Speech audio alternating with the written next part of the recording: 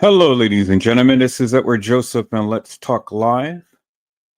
A tsunami warning was issued after a major earthquake struck the California coast. All right, let's talk. Well, today, peoples, has been such an interesting day. I am here, I am live, and I am going to talk about some things, peoples.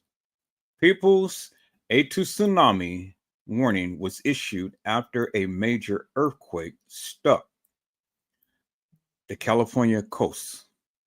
You guys come on in. You guys come on in. You guys come on in, for there's so much to talk about, peoples. You guys come on in. People, there has been a major earthquake that has struck California. And now we are in for a tsunami. First time that in my life that I've ever even heard or even known about this, that it could ever happen in California. First time. And people's, I mean, although it's on the although this is on the East Coast of California and I'm in the northern part of California, it still affects the Bay Area. And we are on the fault line of um we're on the fault line for the God, I forgot the fault line that we're on, but we're on the major fault line. And you remember the San Andreas fault. We're living on the San Andreas fault. You remember the movie Superman when Superman was going to try to save Lois Lane, and then the earthquake had hit, and then the whole coast, the cracked with, or not pretty much the coast, but well, it's part of the coast too, but the whole earth had split apart. This is major, peoples. This is a major concern, and I am not getting in no elevators. I'm not getting into no enclosed area. I'm not getting on no bridge. I'm not getting on anything. And so when the earthquake hits, because it's going to strike, it's going to strike down here too, because it's like a domino effect. And I'm praying to God that this doesn't have major consequences to where, it will enact the San Andreas fault to collapse in. I'm going to go ahead and I'm going to move on to the news report. This has been headline news all over the airwaves and things. I'm just now getting the notification, and then one of my colleagues and stuff that works with me on the lives had just sent me to notification as well. I've been here at home, getting prepared for the live for tonight for part 2 of what we have done on last night, Kanika Jenkins inconsistencies. But I had to come on right now because I had to come and do this report. This is major, peoples. I'm not directly impacted, but we will be impacted. We will be impacted at some point in time. And so now they're putting out the warning for everybody. They're putting out the warning for all of the schools, all of the businesses, everything. And so, peoples, if you can ever give a prayer up, this is the time now to pray for the state of California, because this will be one of the most devastating things that ever happened in the state of California. Now, I know that happens on the East Coast, and things. You guys get that winter wonderland type of um, hurricanes and all of like that and stuff. We get earthquakes, but we don't get earthquakes quite often. But this right here is major. I remember the last earthquake that we ever had. It was the Loma Prieta earthquake. and that had stretched from one end of California to the other end of California. And I was stuck in the train underground.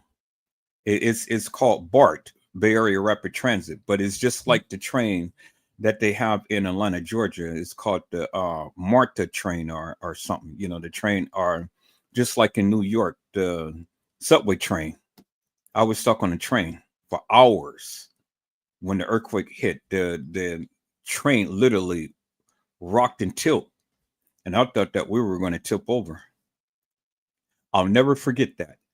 And I'll never forget that the Cypress Bridge, the Cypress construction, the freeway had collapsed, and thousands of people were smashed like pancakes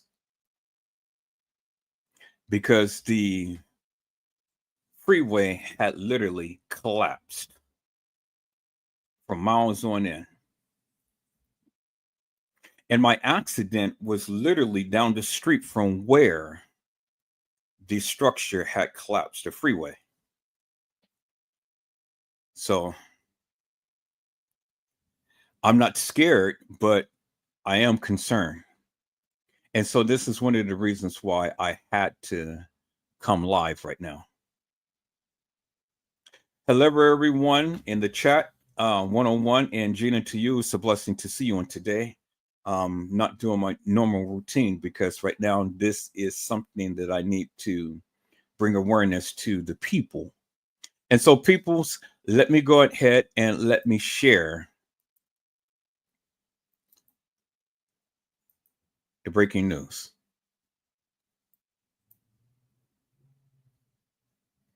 Oh my God, peoples, this is major because this, yes, it will impact me. Let's look at this.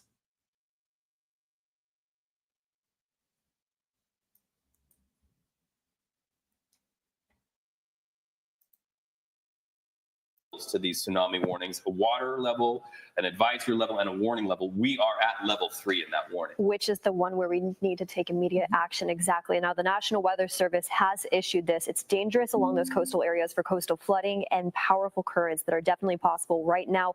Another thing to mention, too, though, is we take a look just at the earthquake aftershocks. We continue to monitor this closely, but by the numbers, what the USGS just reported is our aftershock forecast for this specific earthquake. As of now, so about a 5% chance that we'll see anything above a 6.0. As we take a look at the lower percentages, about a magnitude 4.0, where there's still about an 87% chance that we could see one throughout the next week after this. And I think that's important to note, too, because we're monitoring in live time. There's community members all throughout that coastline, closer to Eureka, Trinidad, Humboldt County, all along that coast, still feeling the aftershocks. But there's a 99% chance issued by the USGS that we will still continue to see more magnitude 3.0 earthquakes as an aftershock after we've seen the strong magnitude earthquake just off the San Andreas fault line impact those community members. And we've been seeing the community members up there send in video and live video of what it looks like right now. It was a rolling earthquake for many community members up there. We saw the aftershock still impacting them. And now the big concern has to do with this tsunami warning that's still in effect right now along our coastline, impacting all the Bay Area here in San Francisco, Oakland, along those bay shorelines, all the way from Bodega Bay down into Half Moon Bay, too. Yeah, it's important to note, Jess, on that map that you see there in that square on your screen, that includes the San Francisco Bay, which includes several communities. All right, let's start with San Francisco. We spoke to a San Francisco fire personnel, fire captain, who said if you live along those areas along the coastline, I'm talking about, Ocean Beach, Outer Richmond, down by the marina, oh my by God, you can see a bridge from where you are. Chances are you need to get to higher ground. Then you go across the bridge. You're talking about Sausalito, Tiburon, the people who live in the houseboats there, and then you go all the way to Berkeley. Folks in Berkeley are being told if you live along the waterfront to move to higher ground. I believe it was 7th Street that folks are being told to go beyond 7th Street, move away from the water. When in doubt, move away from the water if you're along those coastal communities. We're also being told schools in Pacifica and the communities along there, along the coastline, are being evacuated. So Bottom line is, if you live within a mile of the coastline from the beach, if you can walk to the beach, chances are it's time to move to higher ground. And we've seen on the freeways, and folks, a lot of people are just trying to get away and get out of whatever area they're in. And you're seeing a boat out there on the water, and we are seeing all up and down the coastline boats being brought in. Of course, we know there are many boats for many reasons out on our waters here in the San Francisco Bay Area. They have all been told to get in and to just stay safe. Now, let's just really talk about some news you can use right here. This punctuates the importance of two words put together that we hear all the time here in the Bay Area, and that's go bags. Make sure that you grab your go bag. If you have 2 or 3 that keep you prepared for this, get it and get to higher ground. The most important thing that you can use right now is information. So that speaks to needing to have a battery in your bag that can keep your cell phone powered. We know that our friends up in Humboldt County, they are in the dark right now. Electricity is out. I hate to interrupt you, Reed, but hold on. My producer, Dave, just gave me this important note of information. Say that again, Dave. Okay, we just got word from the National Weather Service that the tsunami threat in the Bay Area is over. Now, we're working to confirm that, but according to my producer, the National Weather Service, Jess, you have some new information as well. I'll read it from the National Weather Service directly. The tsunami warning is canceled for the coastal areas of both California and Oregon. They're now stating that no tsunami danger is presently in this area, here in the Bay Area. So this will be the final warning from the U.S. National Tsunami Warning Center. That's the final message issued for all of our region, all throughout the Bay, all throughout our coastline in California. We just got this update from the National Weather Service. The tsunami warning is canceled for the coastal areas of California and Oregon. Reed? So that's not to say, though, that this is not still an important story, because we have seen communities mobilize all up and down the coastline. We've been showing you images of people on the roads evacuating, bottlenecks of traffic. So regardless of whether that has expired or not, and we're so glad that it has, thank goodness for that, there are still the impacts of that. And that is going to speak to the fact that we still need to be good neighbors. We still need to pass along information, and we still need to be patient out there on the roads, because the roads are going to be jammed for quite some time. The impacts are real. Okay, I want to get to Ryan Yamamoto. He's in our newsroom. And Ryan, you've got some new information. Yeah, we've been scouring through social media, looking for different videos of the damage, especially up in Northern California. So we're getting a first look at some of the damage. We've been showing it to you earlier, but let me give you some context of what we're looking at.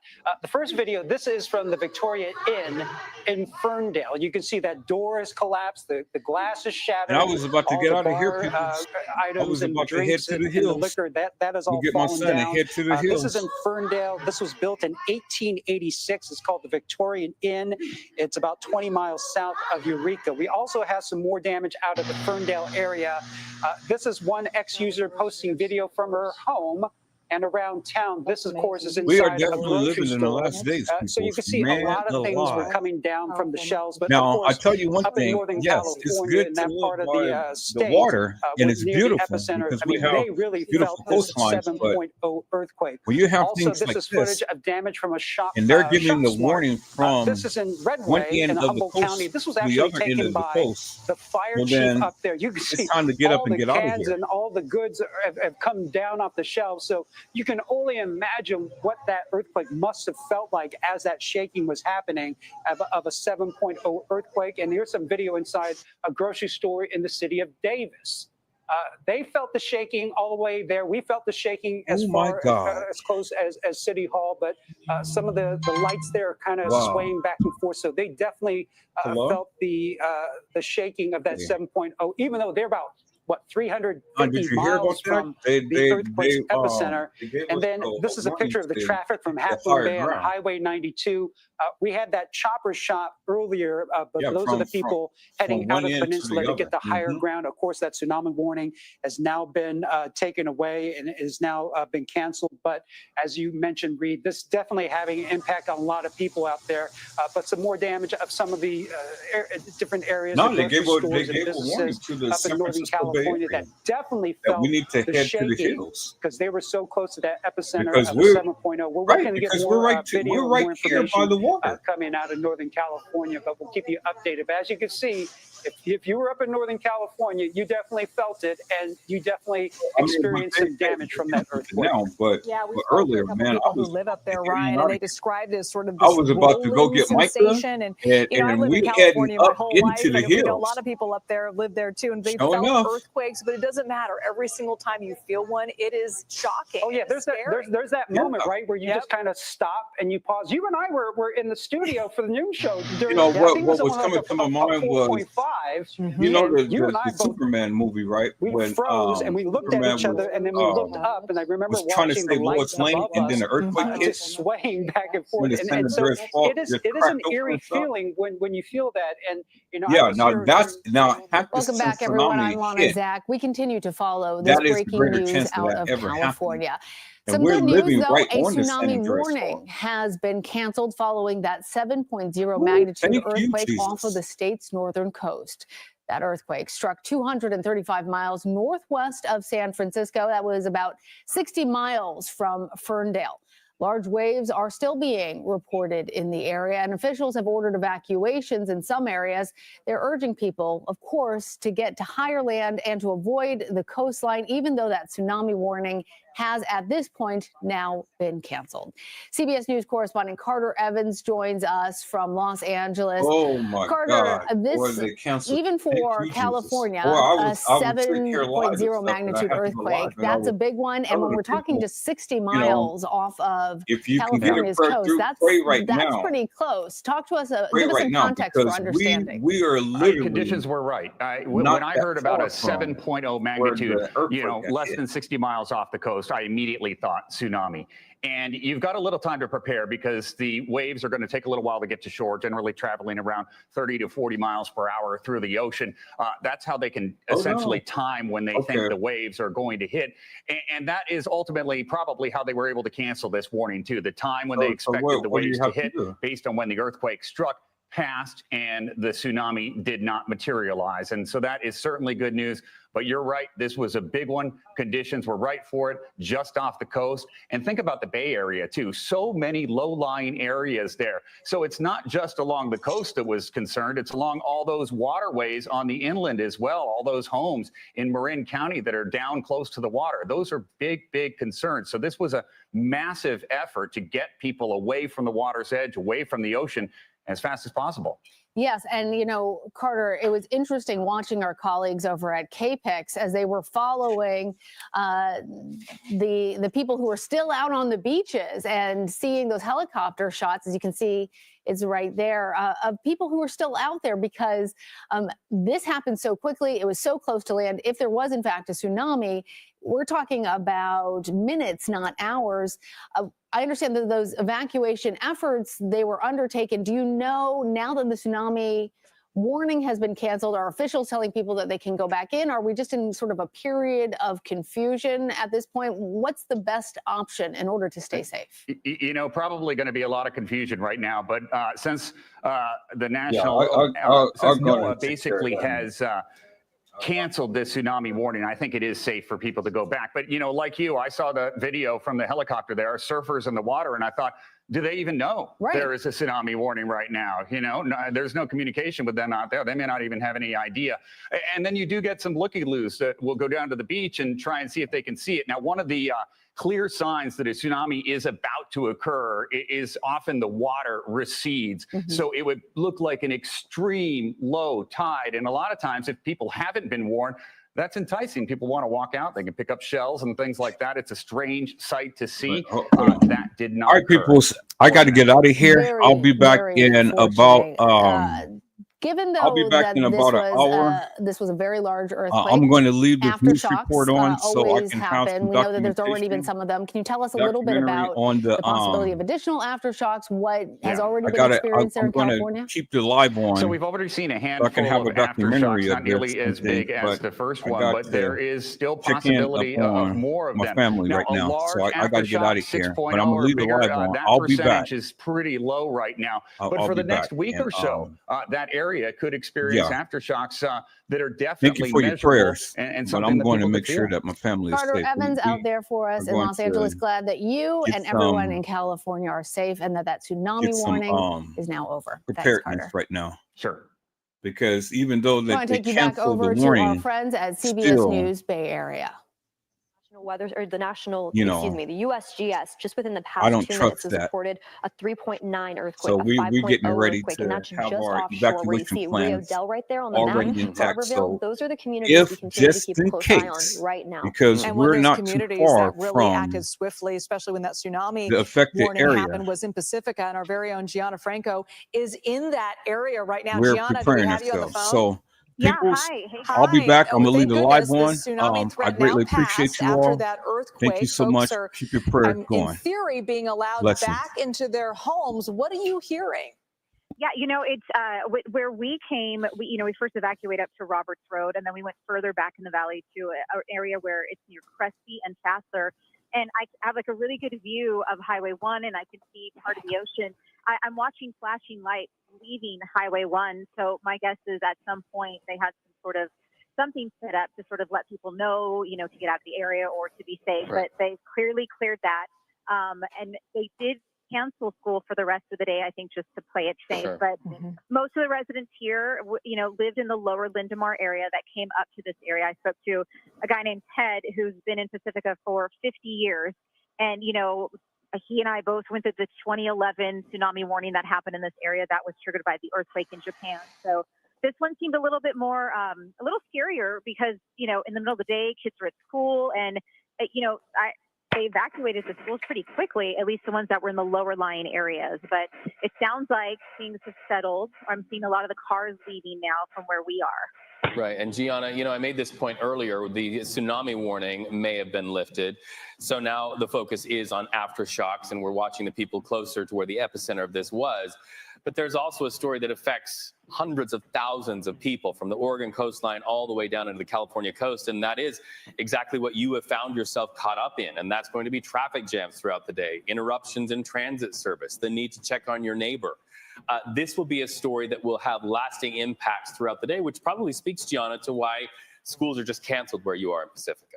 Yeah, I mean, one of the reasons why we left the area we were at originally on Roberts Road is because it started to get so crowded with so many vehicles. People were making illegal U-turns, and I could just see the traffic backing up. And I just had that thought. It's, I've got me, my kids, my mom, our animals with us. I did not want to be stuck in any sort of backup or issue, especially if there was a need to evacuate even further back. And I'm curious. Sorry, go ahead, Gianna. I'm sorry to interrupt you. You are seeing that. You are seeing that. My stepson is on that road right now, and he's texting me, telling me it's kind of a madhouse.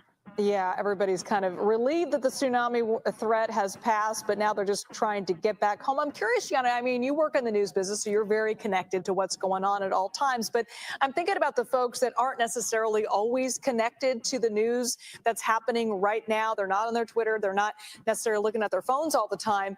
How was the community around you notified that it was time to get to higher ground and get out of that neighborhood? Were there calls? Were there specific warnings to your neighborhood? Well, for us personally, we got the alerts on our cell phones. And then, when I walked outside with my family, I could, chatting with neighbors. They also got alerts. My elderly neighbor next door, she does, she does have a cell phone, but obviously I went and checked on her first to make sure she was being evacuated. I think for the most part, people got the cell phone alerts and we got them pretty quickly. I did not hear the sirens. We have a warning every Wednesday that goes off to kind of test the sirens. I did not hear those go off today. Maybe I tuned them out because I was so busy getting my kids out the door, but that is something I think that, typically happens when there is some sort of warning. Right. But I did not hear that. My alert was via my cell phone. And we know we have a lot of people watching all over the world. We're streaming, and we just want to update people if you're just now logging on or tuning in. A 7.0 magnitude earthquake hit, and you can see right there where the epicenter was. It bounced back and forth, ladies, between 7.0 and 7.3.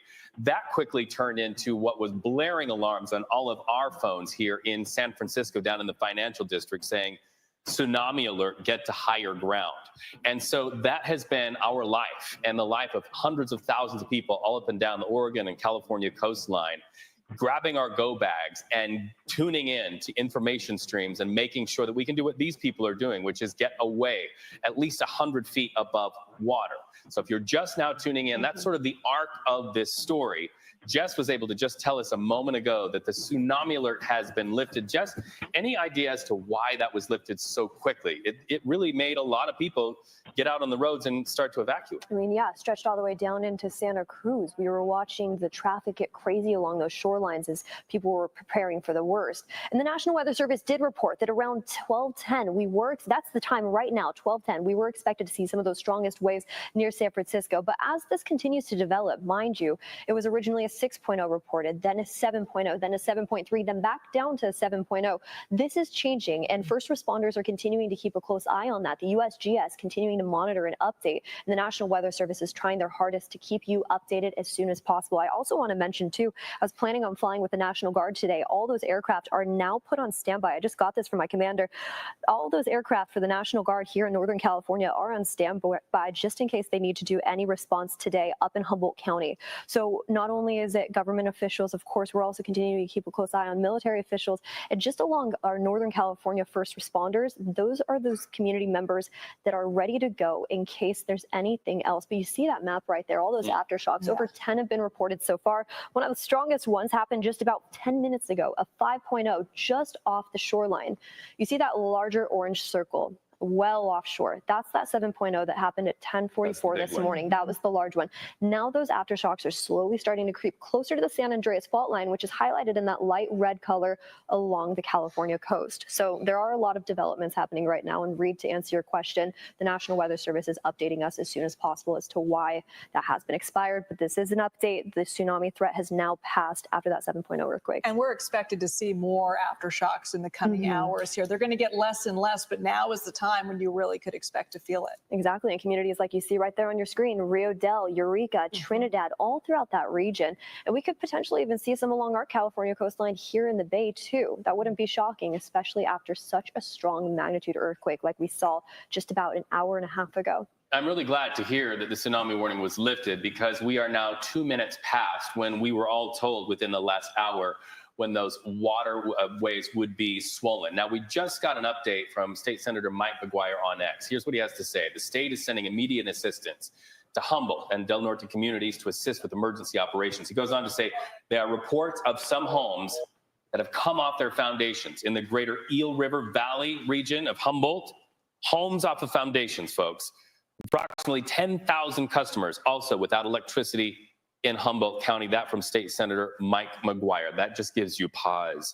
Places kids would come home to today to have their after-school snacks now wiped off their foundations. Yeah, you're talking about just the damage that was from that major earthquake. We want to go to an emergency crew member from Arcata. Are you still on the phone there, sir?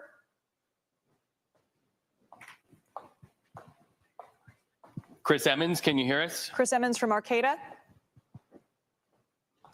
So as you can imagine, in these situations, kind of hard to get communications in and out. We'll continue to work on that. Just want to keep on this graphic here because Jess was talking about something that I think is interesting to look at and causes us all to sort of sit up and pay attention. You see that red dot on the far left out in the water? That is where the very large earthquake hit.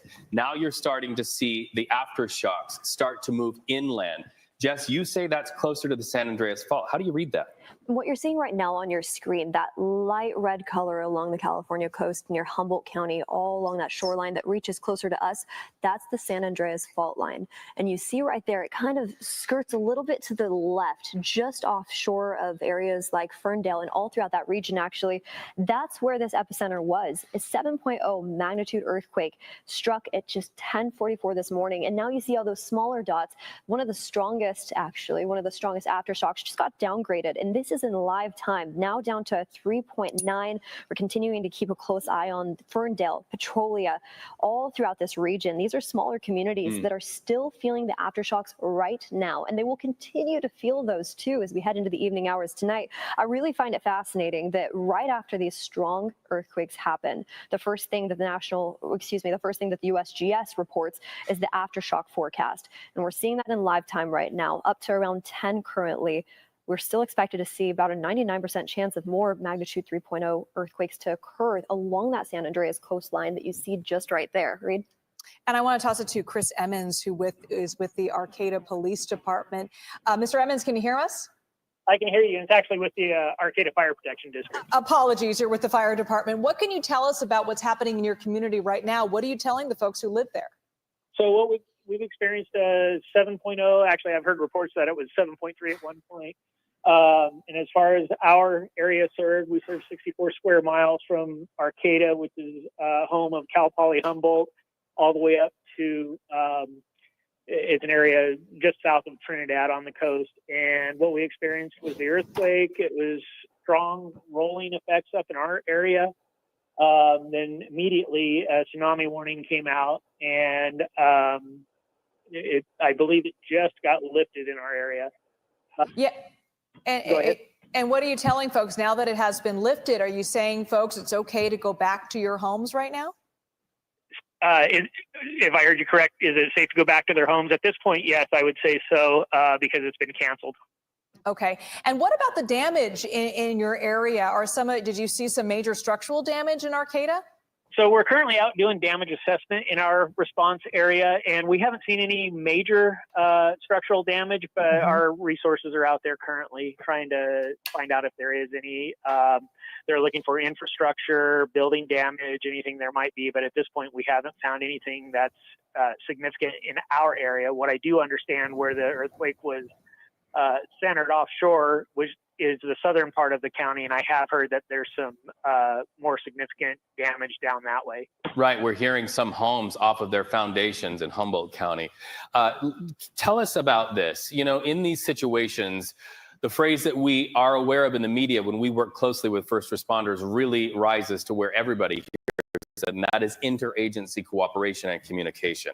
What are you hearing by way of agencies that are near your agency, and what kind of assist can we look forward to for the areas that are more damaged, like where homes are off of their foundations? Sure. So we work closely with our agencies. Most of our agencies in this area are very rural, so we depend on each other quite a bit. Right.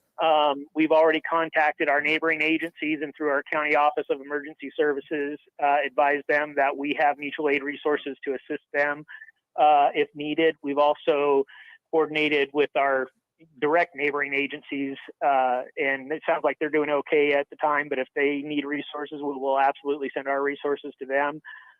Some of our inland agencies that are part of our county, we've already been contacted and advised that they're available to come to the coast and help if necessary. Fortunately, right now, at least in our area, we're doing pretty good. We don't have any major damage. Like I said, we're going to work our way out to the coastal areas now that the tsunami warning has been lifted, and we're just making ourselves available for the southern part of the county, which would be from, say, the Eel River Valley, which is about the middle of the county south. So we're absolutely staffing up and available for them to assist as needed. And Chief Emmons, what advice do you have for folks returning to their homes? We've seen in previous earthquakes before, you may not see the damage right away from your home, but it is there. What advice do you have for people who are returning to their homes that may have some damage, but want to take things slowly in terms of water, in terms of power, in terms of gas? Any advice you have for people who live there? So if folks, when they return to their homes, I mean, obviously the immediate hazards are going to be gas leaks or down power lines, things like that. If they come across down power lines or gas leaks, we want to make sure they're shutting the gas off. If they smell it, shut it off. Okay. If it's down power lines, don't approach them. Call 911 so that we can go out and, make a determination if it's, an unsafe, if it's a hazard to anyone, or if it actually may be a cable line or a phone line. If their houses are damaged and off their foundations, obviously we would want them to stay out of that because of the structural instability and things like that. So we were just getting ready to issue additional messages. I mean, following large earthquakes like this, we often experience dozens, if not, several dozen aftershocks that are pretty significant, and things that are structures that are already unstable could be jostled and removed from foundations that much more if we get other aftershocks. And to jump in, I've been watching these red dots that our viewers are starting to see, and I'm now seeing a red dot inland up above Reading. Aftershock. That's closer to Trinity Lake right now, and we are keeping a close eye on that. You also see just south of Ukiah, too, that this map is currently showing some of those smaller aftershocks impacting northern communities of the Bay Area as well. But the epicenter, where it's just at offshore, of Humboldt County, off Rio Dell, off those smaller communities, those are the areas that are going to be seeing some of the largest aftershocks. But it is forecasted by the USGS throughout the next week, we could still see those aftershocks. Yeah, that's not unusual to see, even though the major earthquake was off the shore there, to see some aftershocks more inland. I want to send it over to Ryan Yamamoto. Ryan, you've got to look at some of that, what it looked like when that first initial jolt happened, right? Yeah, you were talking about all the damage that's happening up in Northern California. We do have some video of what that actually looked like.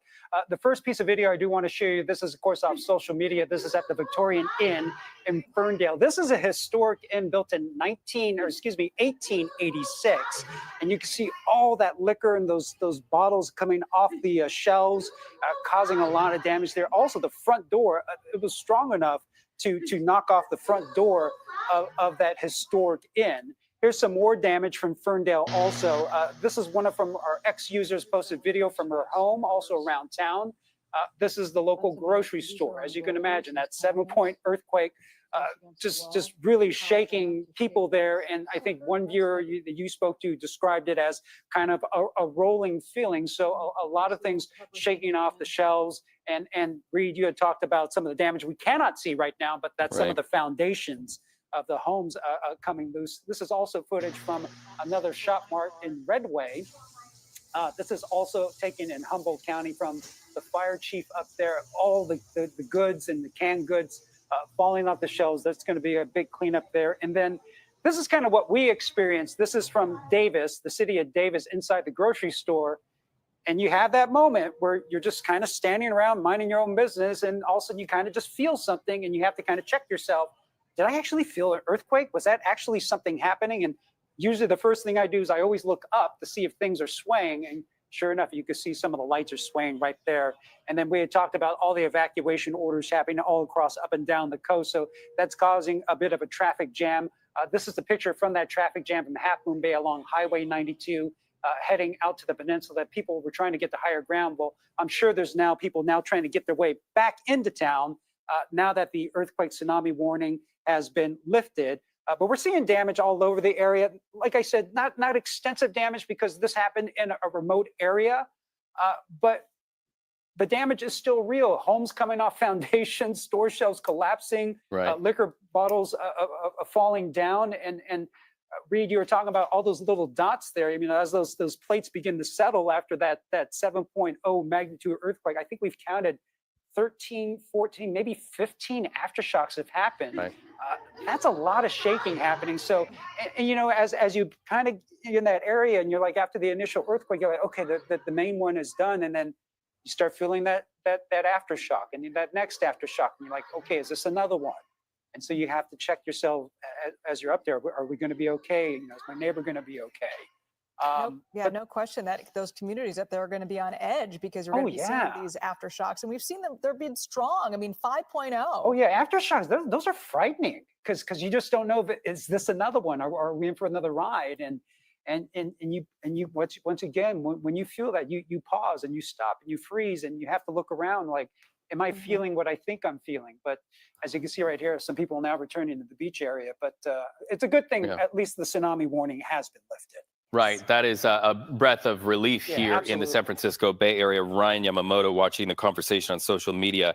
Let's go up to Humboldt Bay, where Fire Department official Talia Flores is on the phone. Talia, we are seeing that post by a state senator about the damage to homes, some off of their foundations. What are you aware of where the damage is concerned where you are?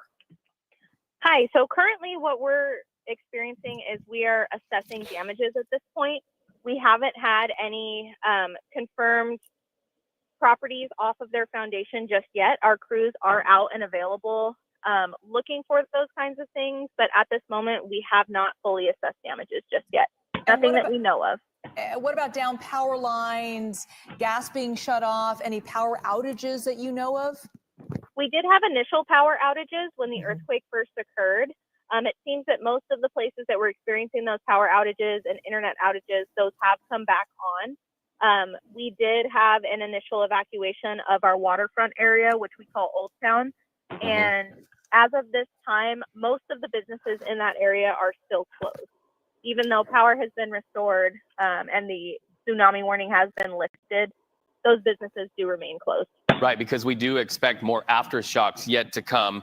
A couple of things that I want to ask you about. First of all, what should go in a go bag? Because we should all have them here where we live. And second of all, how important is it that all of us have that My Shake app? I had it. My phone just about jumped off the desk telling me to duck and cover down here in the San Francisco Bay Area. So talk to us about go bags and the importance of having that My Shake app. Absolutely. So go bags are very important, and it's important to tailor them to yourself and your family specifically.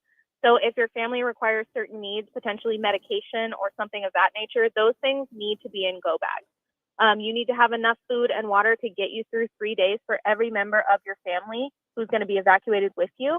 Go bags should also include necessities for your furry friends, your pets. Those are our family as well, and we need to be ready and take them with us. So they need to have their own go bag. So that needs to be things like their pet food, their medication if they need it. Other things that we should put into our go bags, there should always be a first aid kit, changes of clothes, socks, extra snacks, things to keep kids occupied. It could be things like a deck of cards. It could be something as simple as a little handheld game system. These are things that are not only comfort, but it's something that can take their mind off of the situation at hand. And then the advanced alert that comes on the My Shake app. Absolutely. So with us in this area, we have a Eureka Alert All app, which you can download. Those things are so important. During the earthquake here, I think the entire room's phone just started yelling before any of us knew what was going on. So those things are very important, and it does give you that time to figure out what you need to do next. And Talia, people, for the folks that live in that area, you know, we mentioned we're still feeling those aftershocks. You mentioned some businesses are probably not going to reopen today just as a precaution, but I know a lot of folks might be anxious to get back to their homes. Are you recommending that people go back to their homes right now? Since the tsunami warning has been lifted, according to the National Weather Service, it is safe to return to those areas. If it is in the business best interest to remain closed, obviously we are recommending them do that. And same with homeowners. If they feel like they kind of want to wait out for next couple aftershocks, it is totally up to them. It is considered safe now because, of course, we're going to have aftershocks. But as far as tsunamis go, it is okay to return to those areas. And I asked another fire official about this. I'm going to ask you again. You know, folks are coming back to their homes. There might be some damage. Do you have some tips for homeowners when you're returning back to your home? You knew that you felt the shaking. Any tips to make sure that your home is safe to be in? Yeah, if anybody is concerned about it, the city or county, depending on where you live at, can come out and check your home for structural damage, which is very important because if you have structural damage that you are unaware of, that could lead to further issues with the weather that we experience and things like that. So it's important to get those things checked out. And the county and building departments are totally willing to come out and check those things out for you. All right, Talia Flores with the Humboldt Bay Fire Department. And I want to bring in Jess now to talk a little bit about these aftershocks that we've been seeing, these dots that are there on your screen. I don't know if we have that map to pull up, but after that initial jolt was felt, there's been several stronger aftershocks, not only by where the initial, there it is, not only by where the initial shaking happened, but also inland over there by Redding and over there even a little bit south of Ukiah. So this is still something we're looking at. Exactly. So let's talk about the timeline of this, and all three of us can pitch in on this because it was exactly at 10:44. I was with Reed. His phone immediately alerted him to take cover. Initially, we thought it was something closer to the Bay Area, right? And then once we started to discover, the first thing we did, look it up, where is it at? It's well offshore of Humboldt County. Well, now the big concern, of course, was the tsunami warning that came only within maybe 5 minutes after that. That was closer to around 11 a.m. So from 11 to about now, we've been watching the risk of this really kind of get off that heightened level where we were concerned mostly about the tsunami all the way down into areas like San Francisco. Originally reported, we were concerned about the waves hitting us around 12:10. Well, by the time that 12:10 happened, that tsunami warning expired.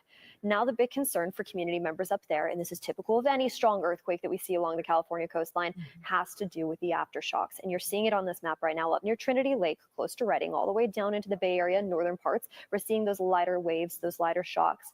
And we're going to continue to see this really as we head into the afternoon hours today, throughout the rest of this weekend, heading into next week. There's still a chance we could see those little rumbles after such a strong earthquake hit closer to the San Andreas fault line. What you see on your map right now, by the way, I want to just break this apart. That larger orange color, that was the initial hit closer to areas all the way along our coastline. We saw about 45 miles offshore, southwest of Eureka, that initial earthquake at 10:44. That's when all of us along our coastline saw those MyShake alerts on our phones. She also just mentioned a second ago, Eureka and along Humboldt County, they have a special app they use.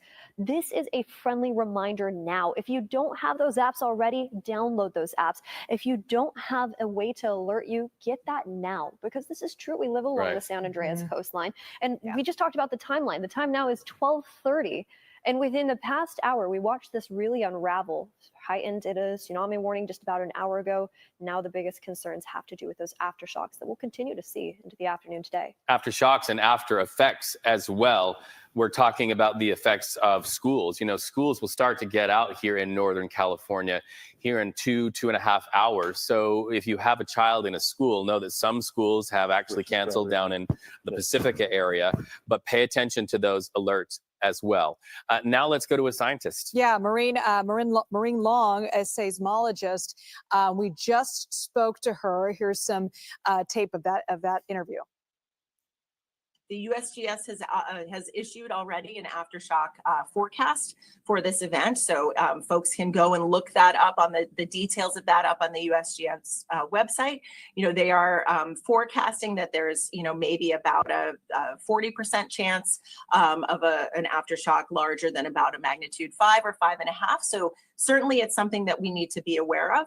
Because this earthquake happened beneath the ocean and not directly under any population centers, it's certainly the most likely scenario is that any aftershocks will be smaller than the initial shock. We can't rule out the possibility of a larger earthquake, but the most likely scenario is that any aftershocks will be smaller. So USGS aftershock forecast, we've pulled it up here on our phone. We're doing what we hope you will do as well. If you get on there, earthquake.usgs.gov, that is what she wants to drive all of our eyeballs to, because that's a forecast of the aftershocks that we can all expect to feel in our area. Yeah, and she said, Maureen Long there, a seismologist, said there's a 40% chance for an aftershock of 5 or higher. And we've already seen that, Jess. Exactly. And also, let's continue that number game. About an 87% chance as of now issued by the USGS that we could see a magnitude 4.0 earthquake. And those numbers really jump to 99% with about a 3.0 magnitude earthquake still expected right now. And according to this forecast, this chance of at least one aftershock within the next week, that's going to be apparent for us. And we see that right now. I've been updating my phone every 5 minutes or so, and we continue to watch that map populate. Now a 3.4 magnitude earthquake just within the past, let's see, 4 minutes of just offshore of Petrolia. And we're over 20 at this point. So we're continuing to watch that kind of creep closer to that shoreline. And that's going to be the big concern for community members there with that initial shock felt just about an hour and 10 minutes ago. Well, and I'm looking at this, and hopefully we can pull this up, earthquake.usgs.gov, the aftershock forecast, just the regional graphic that they show you right there. It literally looks like popcorn out in the water, the amount of aftershocks that are happening out in the water. And then that popcorn sort of starts to go inland as well, over into Eureka as well. On our screens right now, you're seeing it in those red dots. But what is striking to me is you've seen the big event, which is this big circle right here. Ladies, I'm colorblind. What color is that? It's big and orange. Big and orange. And then after that, I know my mother's watching streaming. She's like, you inherited the family colorblindness. But then you're seeing the aftershocks come inland. Then you see up by Redding aftershocks, down south of Ukiah some aftershocks as well.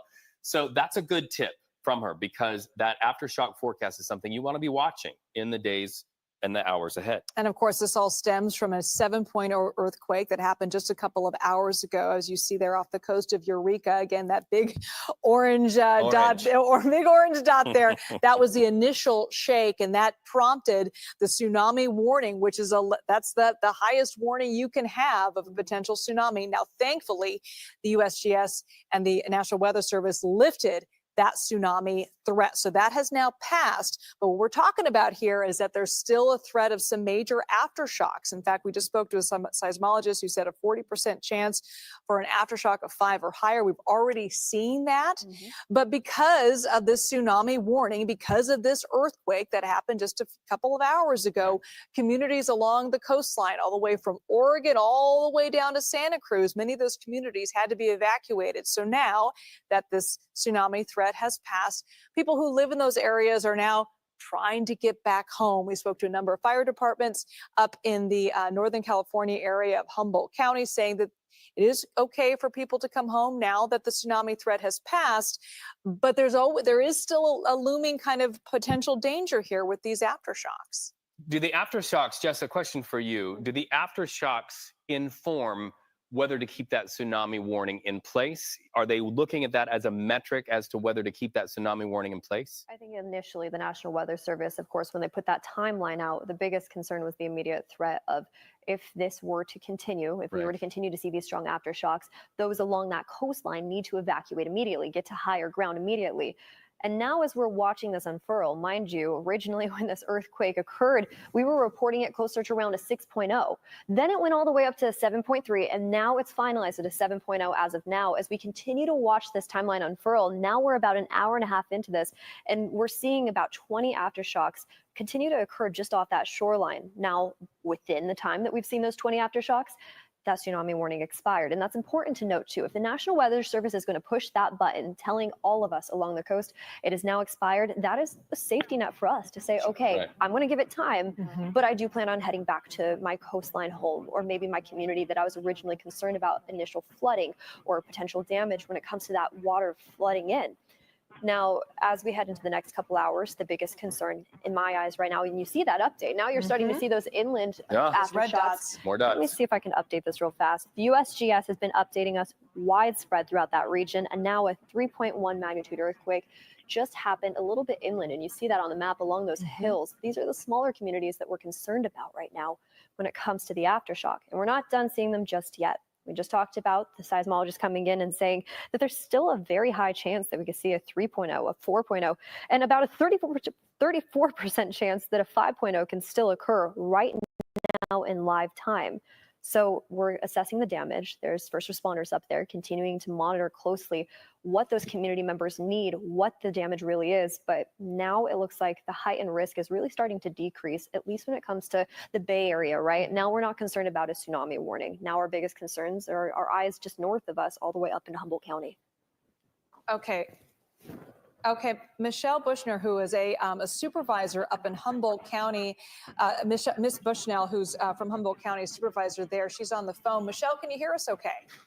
I can hear you guys. Thank you so much for being with us. What can you tell us about your community right now, and how are folks responding? Are folks being able to come back home? So right now we're still assessing damage. Thank God the tsunami warning has been downgraded. We have a lot of broken windows, water mains, broken chimneys. So we're still assessing damage. We have some houses that are off their foundation. They are not reporting any injuries at this time, but it definitely is still early. Still checking in with everybody. We would imagine that the public utilities companies are very much a part of the response. When I hear houses off of foundations, I think of severed gas lines. What's the risk, especially where gas lines are concerned, or maybe even down power lines? Because we also understand thousands of people are without electricity where you are. But talk to me about the danger of blasts from gas lines that have been ruptured, especially where those homes are off their foundations. Sure. So I was speaking with the fire chiefs in my community. I have about 5 communities within my district, and we are getting a lot of calls of gas smells and gas lines broken. The risk is too, when the power comes back on, it can spark, and that's very dangerous if there's a gas leak.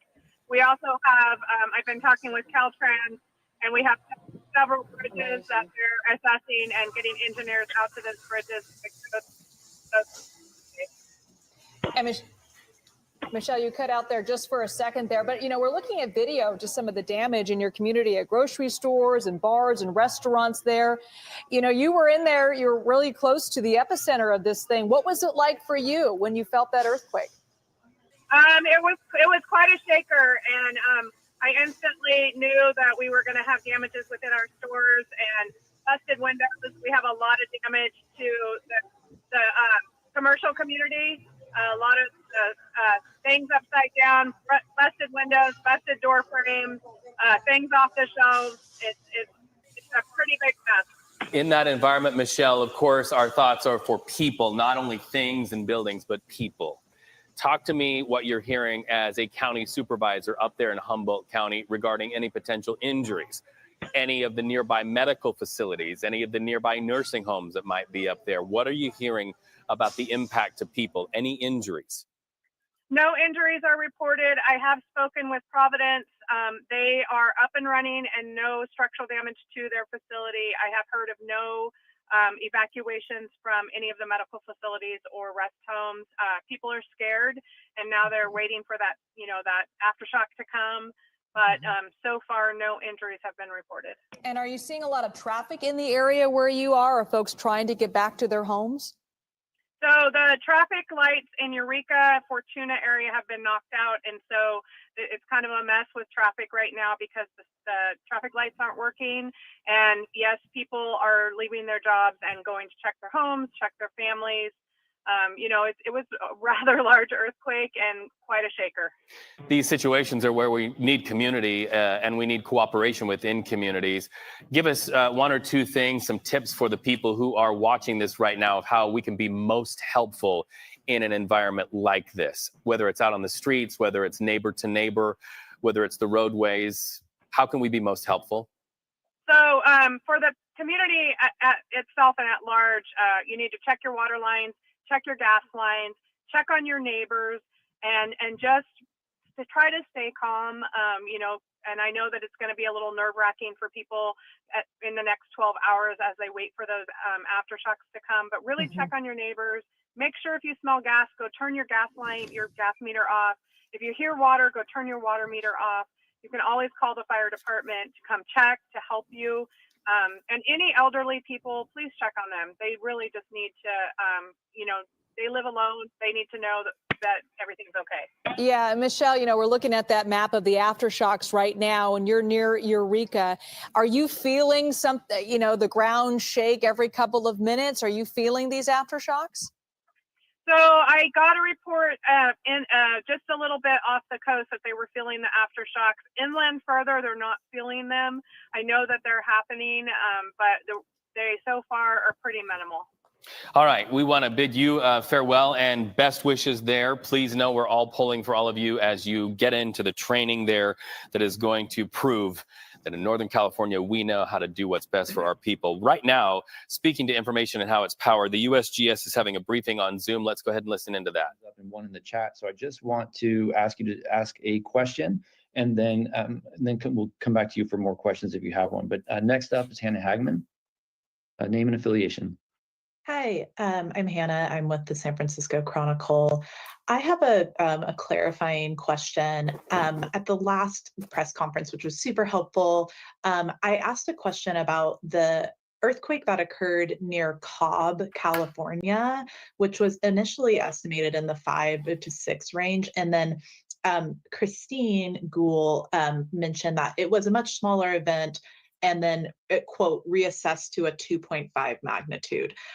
My colleague brought up that on the USGS site, I think that's still a higher number. So I just wanted to follow up. Is that accurate that it was reassessed at a 2.5 magnitude? It was. I perhaps to refresh the page, but the number was adjusted to magnitude 2.5. Okay. Yes. Great. Okay. Could I ask one more question, Paul, or do you want to come back to me? A quick question. Okay. Just Stephen, I was really interested in the science aspect you're talking about on how this earthquake occurred. Can you just also clarify?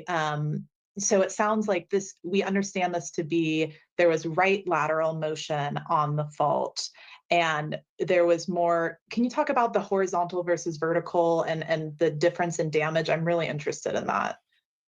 Sure, and I'll just say this is all a little bit preliminary. We do continue to do analyses on the data to make sure we know exactly how these faults move. But based on the history of how earthquakes in this area occur and our current understanding of the data, this is a fault that trends east to west offshore Northern California, just south of Eureka area. Petrolia is the nearest populated place, which is a little town just south of Eureka in the mountains. And there's two sort of different parts of the Pacific plate. So the oceanic crust underwater, and the plate to the north, the Gorda plate, is moving to the east underneath North America, and it's moving faster than the plate to the south. And so because of that, this difference in velocity is accommodated on this Mendocino fault. And in this case, it appears that the fault, the earthquake, is what we call right lateral. So the plate to the north moves farther to the right. If you're standing on the fault, that's what it would look like if you're down there on the floor of the ocean. And so, this is largely horizontal motion. And this is similar to the San Andreas fault, which is the most famous fault in California, has earthquakes, and those largely have horizontal motion. So they generate a lot of shaking, but it's not like one piece of land goes way up higher than the other. And there are other faults, for example, the Cascadia subduction zone to the north. That's the long fault that traces offshore the entire distance up into offshore Canada. And that one tends to have a lot of vertical motion because it's actually one plate diving under another. So in this case, two plates sliding back against one another and largely horizontal motion. And so that is less likely to lift up the water and create a tsunami than if the ground actually moved vertically quite a bit. Yeah, imagine taking a cup of water and a knife and sort of slicing through the cup of water, and nothing really moves. The knife just sort of goes through, and that the water's moved really. Yep. Great, thank you for that analogy and that explanation. Next up is Monica Woods, affiliation, please. Hi there, Monica Woods, ABC 10 in Sacramento. Thanks again for doing this follow-up presser. I want to put into context and perspective, perhaps, that this was an offshore earthquake, 7.0. A lot of people reaching out to us that they were in the 1989 San Francisco one, which was smaller. So what are the similarities and the differences in an offshore earthquake or a landmass earthquake? So the things that really affect how much shaking people feel is how far they are from where the earthquake is generated and how deep that earthquake is in the crust. So in this case, the earthquake is not particularly deep. We're still working on a good estimate, but it's on the order of 10 to 20 kilometers deep, but it's fairly far offshore. So if the earthquake happens farther away, there's less shaking. And in the case of the 1989 earthquake, it occurred underneath the Santa Cruz Mountains in the Bay Area, and the shaking radiated under a lot of urban areas. And a lot of the damage was due to things like weak soils and liquefaction. And so this, because it's farther offshore, farther from populated places, we just don't anticipate the sort of humanitarian effects that we see from these earthquakes that occur under the land. Great, thank you, Steve. Next up, Tara or Tara. Hi there, it's Tara Duggan from the San Francisco Chronicle, another Chronicle person. I appreciate it. Just wanted to get a little more information about the tsunami warning and why it was, first announced and then changed. It sounds like you kind of addressed that a little bit with the science earlier, but could you go into that a little more in detail? I think it's important to emphasize that NOAA is the agency that handles the tsunami warning. So we're not really privy to that system. We see that as they are issued. But certainly an earthquake that's this energetic offshore underwater is something that is going to be a cause for concern for tsunamis. And it's possible that some of the initial estimates of motion made it look like there was a possibility of a tsunami. And once those were refined, the chances of a tsunami actually went down. And so that's a little bit speculative, but that's our current understanding of things. And that could be updated as we continue to look at these data. Okay, thank you. So you don't think it had perhaps anything to do with the type of earthquake it might have been, or which fault it was exactly coming from? Yeah, we try to agencies, and we, like I said, NOAA is a different agency than USGS. They try to react quickly and send out warnings based on the best available information at that time. And so the initial information to them obviously looked like there was a probability of a tsunami that was high enough to issue a warning, and that was refined later as more information came in. So this is how these systems work sometimes. Okay, thanks so much. Great, thank you. Cron TV, you're on.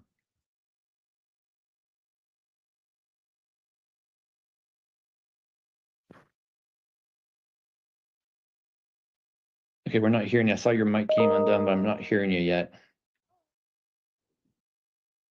Okay, you might want to check the mic settings in. I'm going to go ahead and move to Ravenna right now, Cron, but check your mic settings in the settings box there. Ravenna, and affiliation, please.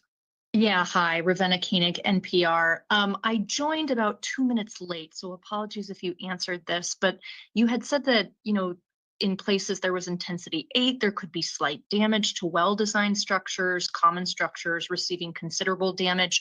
How widespread would you expect those impacts to be, and where would you expect to see them? Well, Steve, you want to take that question? Or is that Go ahead, Bob. Okay. So yeah, so one thing that we know is think of an earthquake is like dropping a rock into a lake, and you have the waves sort of moving away. And typically we see the highest levels of shaking closest to the epicenter of that earthquake. Of course, the epicenter of this event was off the coast, like 40 miles off the coast of California.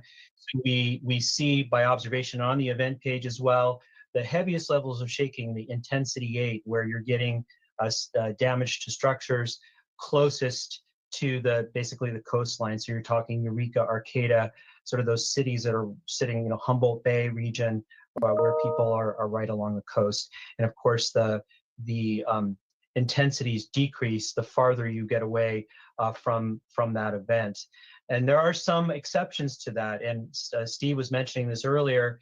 In the 1989 Loma Prieta earthquake, even though it occurred in the Santa Cruz Mountains, we still saw some really intense shaking in places like West Oakland, especially the freeway, the cypress structure that collapsed, and also in the Marina District.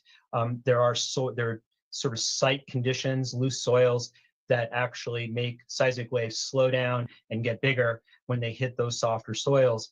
So you see some of those differences, but generally what you can say, and on the event page, you can see the highest levels of shaking that are closest to where the epicenter of the earthquake is off the coast.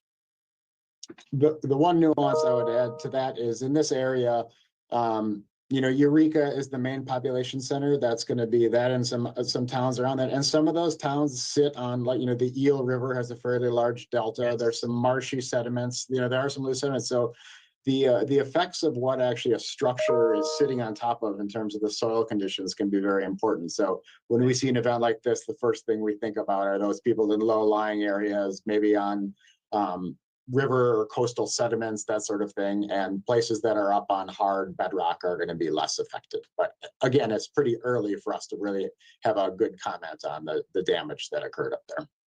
Thanks, Steve. That's great. Yeah, thanks, you guys. Okay, Cron, looks like you guys fixed your mic. You want to try again?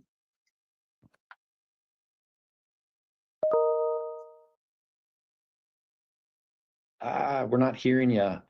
Sometimes if you're wearing a headset, take it on, or maybe put the headset on if you're using that.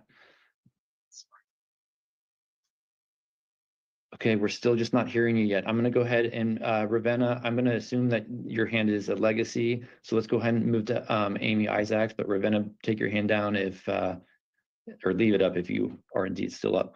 Okay, Amy.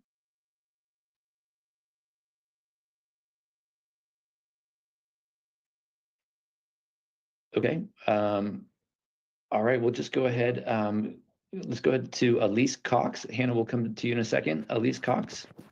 Yeah, hi, it's Elise Cox, and I had 2 questions in the chat, but I was also curious about the relationship of this quake or quakes, which I'm asking you to clarify, to the the big one that's expected off of Point Mendocino. Sorry. Does that make sense to you guys? There's a I didn't totally catch that. Did you catch that enough, Bob? Did you hear me at all? Are you able to hear me at all? There might be some. Yeah, we we are. we can hear you. Maybe Just restate your the question. Yes, please. Okay, so first of all, were there one, was it one quake or two? There was one large quake. This magnitude 7.0 was the large quake, and that was far larger than any of the aftershocks that we've seen so far. Most of the aftershocks, I haven't looked at the latest, but are no greater than 4.3-ish, something like that. So one large 7.0 followed by some much smaller aftershocks. Okay, I did see that it had been measured as 7.3 by some of the equipment. It is possible there was an early estimate of 7.3. As more data has come in, it's been refined to 7.0, and one of our seismologists made a comment recently that they expect the magnitude to hold at magnitude 7.0. Okay, and how does this compare with other large quakes in the Bob, past? you want to take that one? Well, in the case of earthquakes in this particular region, I mean, in the last 5 years, we've seen events upward of magnitude 6. So magnitude 6.4 back in 2022. So these events are events do occur in this region. We know this is a very active region. So not that we would like to say that this is something that happens all the time. Magnitude 7 events don't happen all the time, but this area certainly can expect earthquakes this size because this is where they happen to be located in sort of the tectonic environment that they're in. And so this region is not any stranger to earthquakes that are magnitude 6 and larger. I think when I joined, you said that this was 8 times greater than. Into the scientists with USGS briefing us on that magnitude 7 earthquake and the impacts and aftershocks.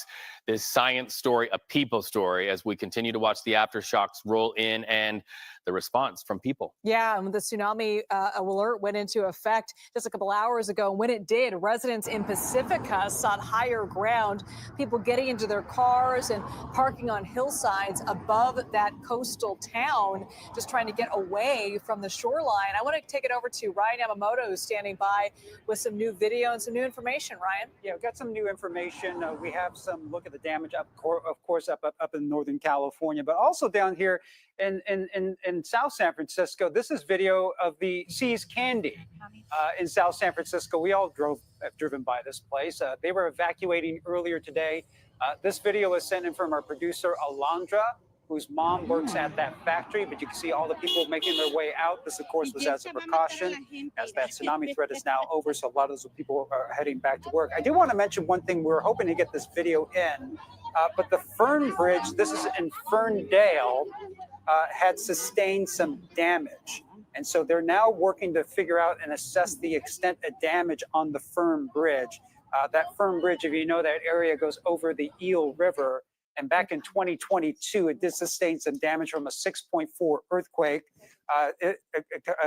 causing $6 million in emergency repairs. So here's this video right now. We just got it in, but you can see some of the piping and some of the railing that has been bent. Also, some of the concrete has come loose, but this is a bridge that is a main thoroughfare through the town of Ferndale, but the Fern Bridge. So once again, they are now assessing the damage of that, and it did sustain damage back in 22 when a 6.4 earthquake happened, and they needed $6 million in emergency repairs. But you can see that concrete, I mean, it's just basically got shook loose, and you know, the concrete and roadways area, those also sustain damage. So, you know, as we go throughout the day, we're going to learn more and more about the damages. We've heard about some of the homes, some of the chimneys. We also seen, of course, some of the storefronts and the bars and restaurants and grocery stores. Those all sustain damage. But as we go on through the day, we're going to hear a lot more about the extent of damage. And I think you had talked to one of the state senators. They're already sending emergency funds up into the Humboldt County area. Yeah, and we're waiting to hear from the governor in just in the coming hour or so about the damage and then the relief efforts for the folks who were really hit hard by this. But I want to bring in Jess to talk about kind of who felt this initial earthquake and then the aftershocks. Well, this is issued by the USGS, Liz. And as we take a look at the epicenter, of course, it was offshore, about 45 miles offshore of areas like Ferndale throughout Humboldt County.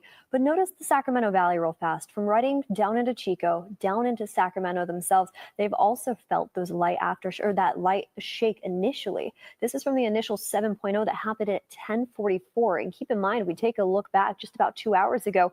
A lot of us here in the Bay Area initially got that My Shake alert that said, take cover, get under something safe. And we continue to keep a close eye on where this earthquake was even at. We initially thought it was closer to us here in the Bay Area, and we continue to find out that 7.0, originally reported as a 6.0, was well offshore of Humboldt County. But you see that Did You Feel It map all the way down into areas like Santa Rosa and Davis. We're getting reports right now that they felt it as well, stretched all the way up into Ukiah, but the initial epicenter just offshore. That's where most of that damage is, just along those coastlines south of Eureka, north of areas like Ferndale. From our team to you at home, no matter where you are listening to us, you've been watching continuing coverage of that 7.0 earthquake that hit and the impacts and the aftershocks. We will continue monitoring this.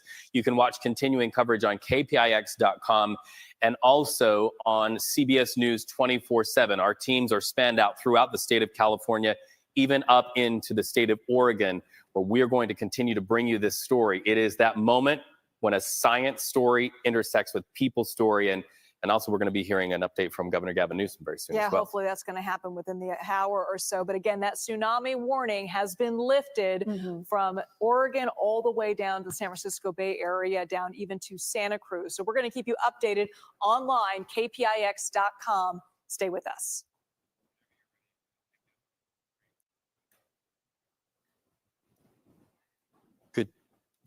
Good job, everybody.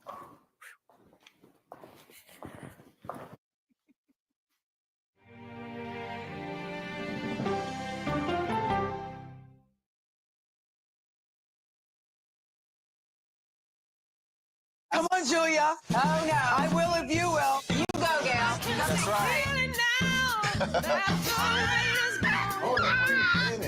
Let me see if you can find me. I want to make sure that my voice is heard, but also that I lift up other voices. You can't write a better script. Yeah, boy. It's gonna be a ride. We'll see you 7 o'clock sharp.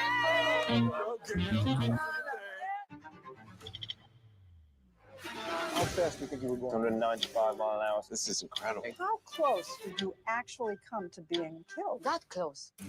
Is this brain surgery without a knife? It is. What risk do these children pose to Russia? I'm not sure the world is prepared for this change. Definitely not. Who's the best coach in college football today? Let me see a mirror. It's time for the CBS News original, 60 Minutes, Sundays on CBS and streaming on Paramount Plus. Go to the ends of the earth right now. We got something crazy. And reach for the stars. Here we are. Time. Yes, it's my comeback. Hey, this is pretty fun. But wait, there's more. Experience thought-provoking. Welcome to the idea of being a human being. Innovative.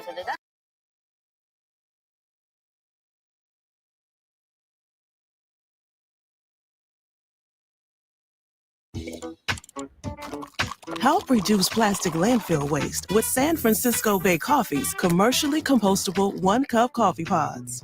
That's one small sip for a better tomorrow. San Francisco Bay Coffee. Are in, quote, critical but stable condition after being shot at a school in Northern California yesterday. The incident reportedly happened around 1 p.m. local time at a small religious school in the town of Oroville. Police say the suspected shooter was found with a self-inflicted fatal gunshot wound. They say the gunman may have targeted the school because of its religious affiliation, but it isn't believed to have a prior connection to the victims or the school. The FBI is helping in the investigation. Well, we're going to take a short break. Stay with us. You're watching CBS News 24/7.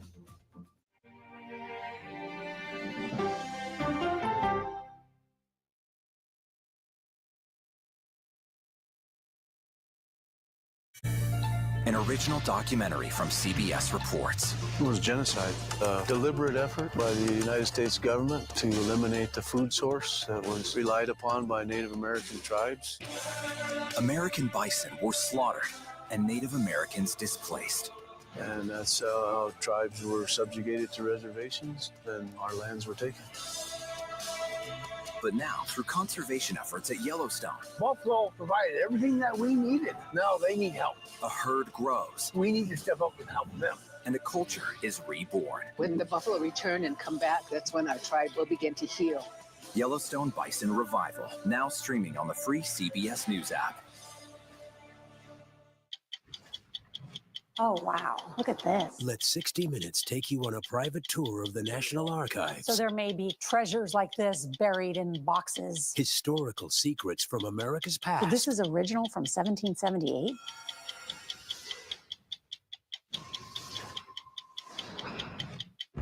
This case. It's like a screenplay, something straight out of Hollywood. But it's not fiction. It's 48 hours. Human remains found this week. 4 families shattered. There's no physical evidence. The mystery would haunt investigators for years. There's some questions that have to be asked and need to be answered. Like a John Grisham novel. A gripping true crime original. 48 hours. Now streaming on the free CBS News app. When you wake up in the morning, we want to be your go-to team. On our places, bright shiny faces. Nate has one of the quickest minds I've ever seen. Put me in the game, coach. Tony has a way of making people feel comfortable. The best interviews feel like it's just a conversation with a neighbor. Hey. Gail has this unbelievable knack to ask a question that is the question that you're asking at home. I've been told I could talk to a tree, and that's pretty much true. I don't go to work in the morning. I go for coffee with my 2 good friends, and we talk about the world. Your morning routine just got better. CBS Mornings, weekdays at 7. I'll see you in the morning. Listening to how someone explains themselves is so key to understanding their perspective. The grief of losing a child is immense. I can't breathe. After decades of the war on drugs, things have only gotten worse. Every shipment of fentanyl is a ticking time bomb. 50 times more powerful than heroin. CBS Reports goes deep into Mexico. What is your role in the Sinaloa cartel? To find out why the cartels keep getting stronger and wealthier. This is a war, but we're not fighting it. Our citizens are dying. Cartels, now streaming on the free CBS News app. Well, it is a busy day on Capitol Hill. The House Ethics Committee is meeting to discuss President-elect Donald Trump's original choice for Attorney General, Matt Gaetz. You'll recall last month the committee did not reach an agreement on whether to release the report detailing sexual misconduct and drug use allegations, which the former Florida congressman denies. Unlike Gaetz, Trump's choice for Defense Secretary Pete Hegseth, though, has not stepped down from consideration. Hegseth is seeking support from senators as he faces sexual misconduct allegations of his own. He also denies them. Hegseth says that Trump is sticking by him. What did President-elect Trump tell you, Mr. Hegseth? He's behind us all the way. Spoke to him this morning. Did you get the votes yet confirmed? That's why we're here to meet with the senators. It's been a wonderful process. There's an incredible amount of knowledge in the U.S. Senate, the Senate Armed Services Committee, men and women who have studied these issues, have invested their lives in it. And as someone who's hoping to earn their support as the nominee for Secretary of Defense, I welcome that knowledge. CBS News political reporter Jake Rosen is in West Palm Beach following the Trump transition for us. Hey there, Jake. So yesterday we reported that Trump... I'm going to give my family members t-shirts that I design. With Printerval, designing a t-shirt is really easy. That was fast and the price is reasonable. Printerval.com has endless inspiration. You get an extra 5% off using my discount code until December 31st. And both yesterday and today, he came in and told reporters right away that he had spoken to Donald Trump lately, that Trump is sticking by him, and that if there was some kind of wavering on behalf of the president-elect, that he would not be on the Hill, that he has his full support, and they told him to keep fighting on Capitol Hill. However, we do know that our colleagues at CBS News have reported that it's not just Florida Governor Ron DeSantis who's in consideration if Hegseth were to withdraw his name from consideration, that it would be potentially Iowa Senator Joni Ernst or a couple of other names who potentially floating out there to replace him. Now, we have to remember here that how quickly things happened with Matt Gaetz, that, Donald Trump never came out and officially pulled him out, that Gaetz stepped down, so things could happen quickly. But a senior Trump campaign advisor told CBS News that time is running out for Hegseth to prove himself up on Capitol Hill. And we know that Trump has also announced picks for some of his last remaining spots in his administration. Who stands out to you, Jake? Yeah, and there are really two high-profile names that he announced yesterday. It would be Kelly Loeffler, who ran for Senate in 2020 in Georgia. She's lost that race, but she's a very prominent businesswoman in the state, very influential Trump donor. She was named to lead the Small Business Administration. And Peter Navarro, who was a very controversial White House advisor during the first Trump administration, who went to jail recently and was released for contempt of Congress. He is out of prison and has been named to another Trump advisory role in the White House, advising Trump on trade and manufacturing. Those are the two high-profile names that we've seen, although we saw yesterday also that Donald Trump shifted around his top White House attorney, moving the person who was previously named to that role to help out Vivek Ramaswamy and Elon Musk on that Department of Government Efficiency project. So, Jake, now we've got most of these names all figured out, though some of these nominees have, or yet to be nominees, but some of these selections have faced challenges. Some have already dropped out. How does the Trump transition team feel at this moment?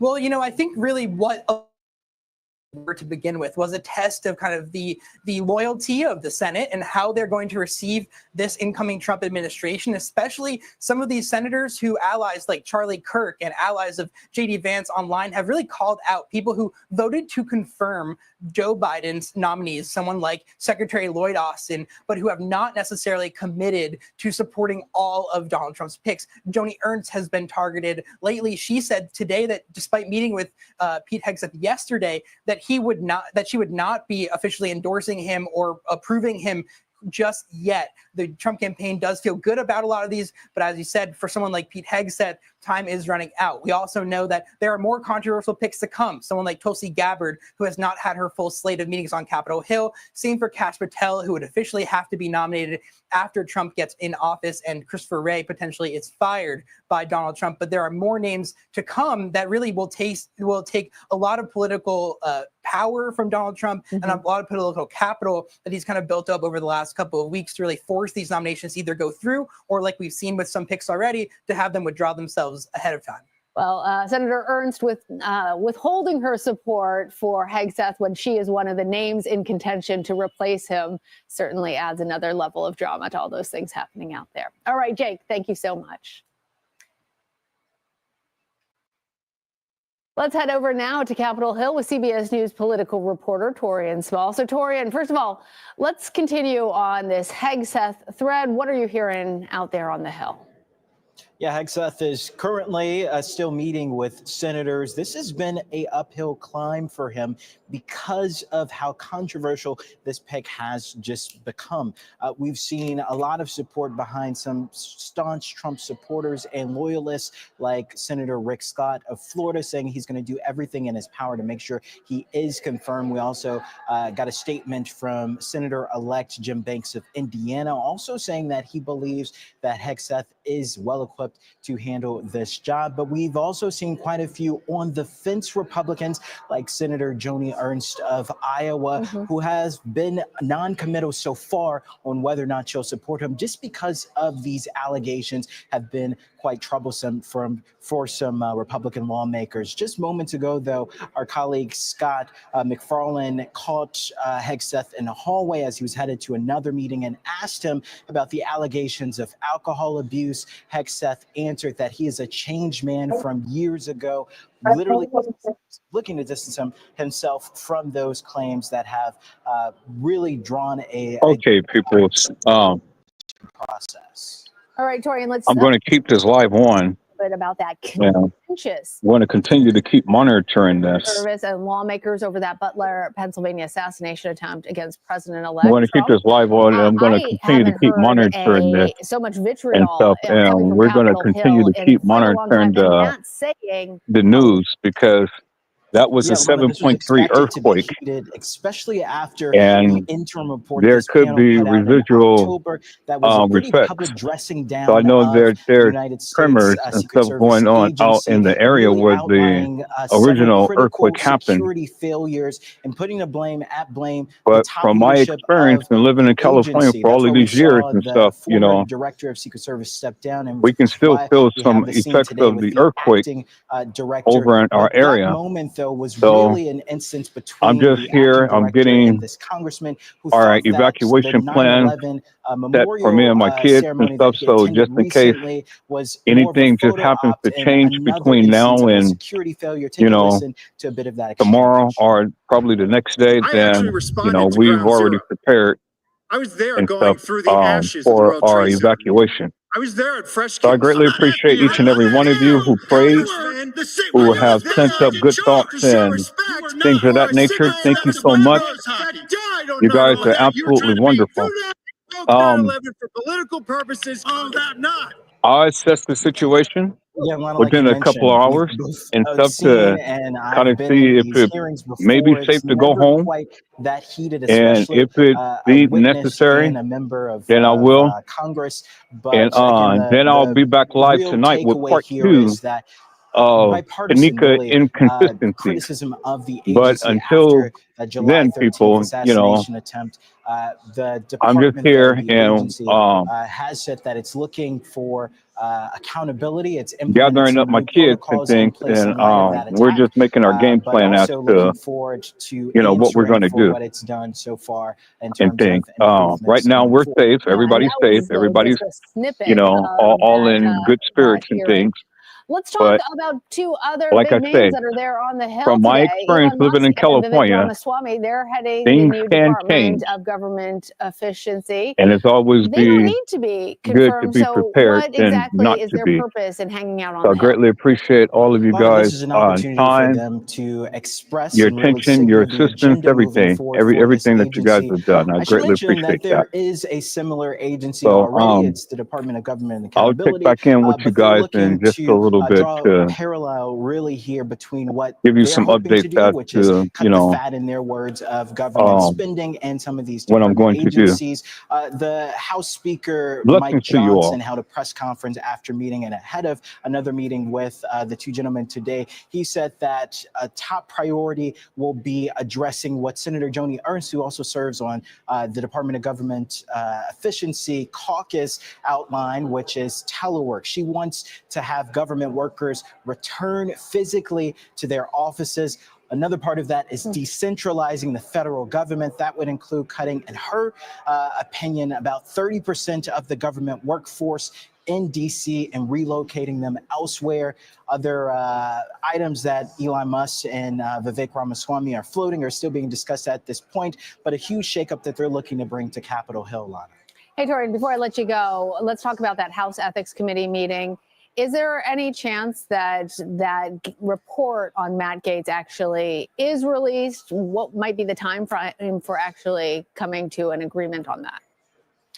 It's unlikely that'll happen. They met previously, right around the time Gaetz was being considered for his position that the president, incoming president elected or nominated him for, but ultimately decided against releasing it because they deadlocked. They could not come to a conclusive decision. And that's also because this is a panel that's made up equally of Democrats and Republicans. While Democrats would like to see that release, we've even seen some Democrats float the idea of taking this to a floor vote. Republicans are pretty dug in on the precedent there, that is, once a lawmaker leaves, this is no longer under the ethics committee's jurisdiction. There is, though, no rule prohibiting this panel from releasing the findings from this investigation. But so far, Republicans, including House Speaker Johnson, has decided that it would be best if those information, that the information gathered that in secrecy, remain a secret moving forward now that he is gone from Congress. All right, Torian Small, thank you. Coming up throughout the afternoon here on CBS News 24/7, we are covering a tense hearing on the Secret Service and the assassination attempt on Donald Trump. We're also going to have more on that tense exchange, as well as the fallout.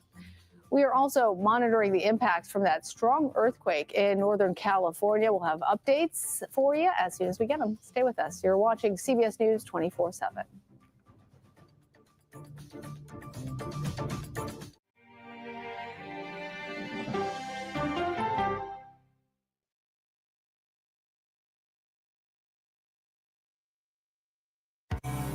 An original documentary from CBS Reports. That Desired Farm is a wonderful place to raise children, and it still is. Promises broken. Black Americans have been the target of racism and discrimination pretty much from the time they acquired ownership in the land. Costing black farmers hundreds of billions in generational wealth. They did everything to make sure we were run off that land. But communities are uniting to continue the fight. Collective ownership is powerful. To keep their land and their dreams alive. To watch my children play on land that we own means everything. So land is power. Most definitely. 40 Acres and a Mule, now streaming on the free CBS News app. Go to the ends of the earth. Reach for the stars. Yeah, I just took off. That kind of thing. Oh, that's pretty good. Because there's always something new under the sun on CBS Sunday morning. I can see clearly now. Clearly, CBS Mornings. Weekdays on CBS. Yeah! Tony, coming? No, I'm going to stick around for an hour. CBS Mornings Plus with Adriana Diaz and Tony DeCopel right after CBS Mornings. It's just like mornings. Plus fun. Oh, yeah, it's gonna be a bright, sunshiny day. These 7 miles of tunnels were the secret storage site for fuel for the Navy's Pacific Fleet in planes. So this is one of the tanks. Oh my gosh. What happened 20 stories below ground is a story for 60 Minutes. This thing that was a lifeline for the fleet is a threat. That's right.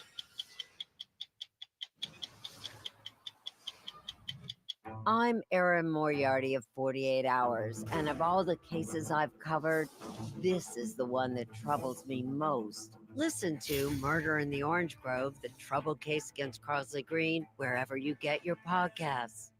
An original documentary from CBS Reports. AI is among the most world-changing technologies ever. Curing diseases, scientific breakthroughs, making lives better. It can help us with medical discovery, scientific discoveries, doing better agriculture, having cures for things like Alzheimer's. It's also going to really transform the way we work.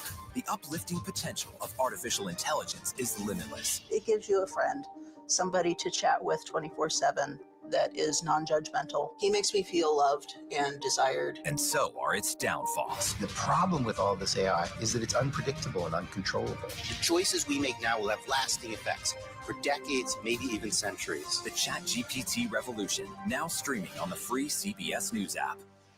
Sunday morning, a visit with the Wayans at Papa's house, plus affairs of state with the diplomat, and in praise of pigeons. Listen for the trumpet.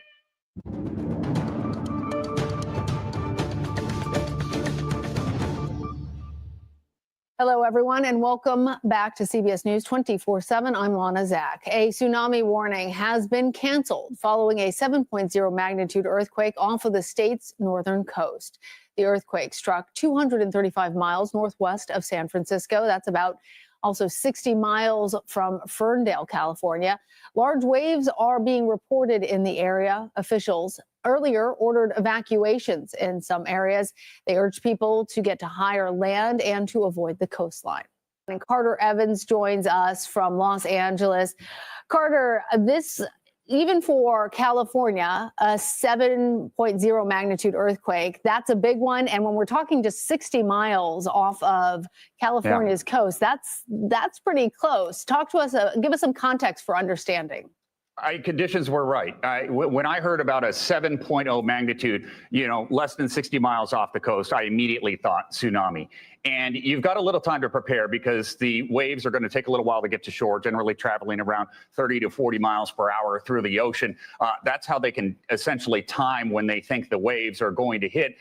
And that is ultimately probably how they were able to cancel this warning, too. The time when they expected the waves to hit based on when the earthquake struck passed and the tsunami did not materialize. And so that is certainly good news. But you're right, this was a big one. Conditions were right for it, just off the coast. And think about the Bay Area, too. So many low-lying areas there. So it's not just along the coast that was concerned. It's along all those waterways on the inland as well, all those homes in Marin County that are down close to the water. Those are big, big concerns. So this was a massive effort to get people away from the water's edge, away from the ocean, as fast as possible. Yes, and you know, Carter, it was interesting watching our colleagues over at KPIX as they were following the people who were still out on the beaches and seeing those helicopter shots. As you can see, it's right there, of people who were still out there because this happened so quickly. It was so close to land. If there was, in fact, a tsunami, we're talking about minutes, not hours. I understand that those evacuation efforts, they were undertaken. Do you know, now that the tsunami warning has been canceled, are officials telling people that they can go back in? Are we just in sort of a period of confusion at this point? What's the best option in order to stay safe? You know, probably going to be a lot of confusion right now. But since since NOAA basically has canceled this tsunami warning, I think it is safe for people to go back. But, you know, like you, I saw the video from the helicopter. There are surfers in the water, and I thought, do they even know there is a tsunami warning right now? You know, there's no communication with them out there. They may not even have any idea. And then you do get some looky-loos that will go down to the beach and try and see if they can see it. Now, one of the clear signs that a tsunami is about to occur is often the water recedes. So it would look like an extreme low tide. And a lot of times, if people haven't been warned, that's enticing. People want to walk out. They can pick up shells and things like that. It's a strange sight to see. That did not occur, fortunately. Very, very fortunate. Given, though, that this was a very large earthquake, aftershocks always happen. We know that there's already been some of them. Can you tell us a little bit about the possibility of additional aftershocks? What has already been experienced there in California? So we've already seen a handful of aftershocks, not nearly as big as the first one, but there is still possibility of more of them. Now, a large aftershock, 6.0 or bigger, that percentage is pretty low right now. But for the next week or so, that area could experience aftershocks that are definitely measurable and something that people could feel. Carter Evans out there for us in Los Angeles. Glad that you and everyone in California are safe and that tsunami warning is now over. Thanks, Carter. Sure. The NYPD is asking the public to help identify the man in these images. He's believed to be the suspect wanted in the deadly shooting of United Healthcare's CEO outside of a Manhattan hotel Wednesday morning. We need to warn you, the video you're about to see is disturbing. The gunman can be seen entering the screen just moments after the victim, Brian Thompson, walked into the frame and opened fire. We've edited here at CBS this video to zoom in on the suspect before he continues out of the frame. Law enforcement officials say 3 shell casings recovered from the scene had the words deny, defend, and depose written on the side of them. They're now examining whether these words have something to do with the suspect's motive. And newly obtained surveillance footage shows the suspect on a bike on the city's Upper West Side in the morning of the attack. Investigators are using the footage in an effort to try and lay out a timeline of the events. So we want to bring in now CBS News correspondent Lilia Luciano. She's covering this story for us. So Lilia, this is a rapidly evolving case. Where do things stand in this investigation at this very moment? Well, Lana, we just witnessed exactly how active and dynamic that investigation is taking place, how it's rolling out all across Midtown Manhattan, the Upper West Side. Just now, I saw some investigators from the NYPD inside the hotel, inside the Midtown Hilton, and out here where the shooting happened, looking at video, standing around, pointing around.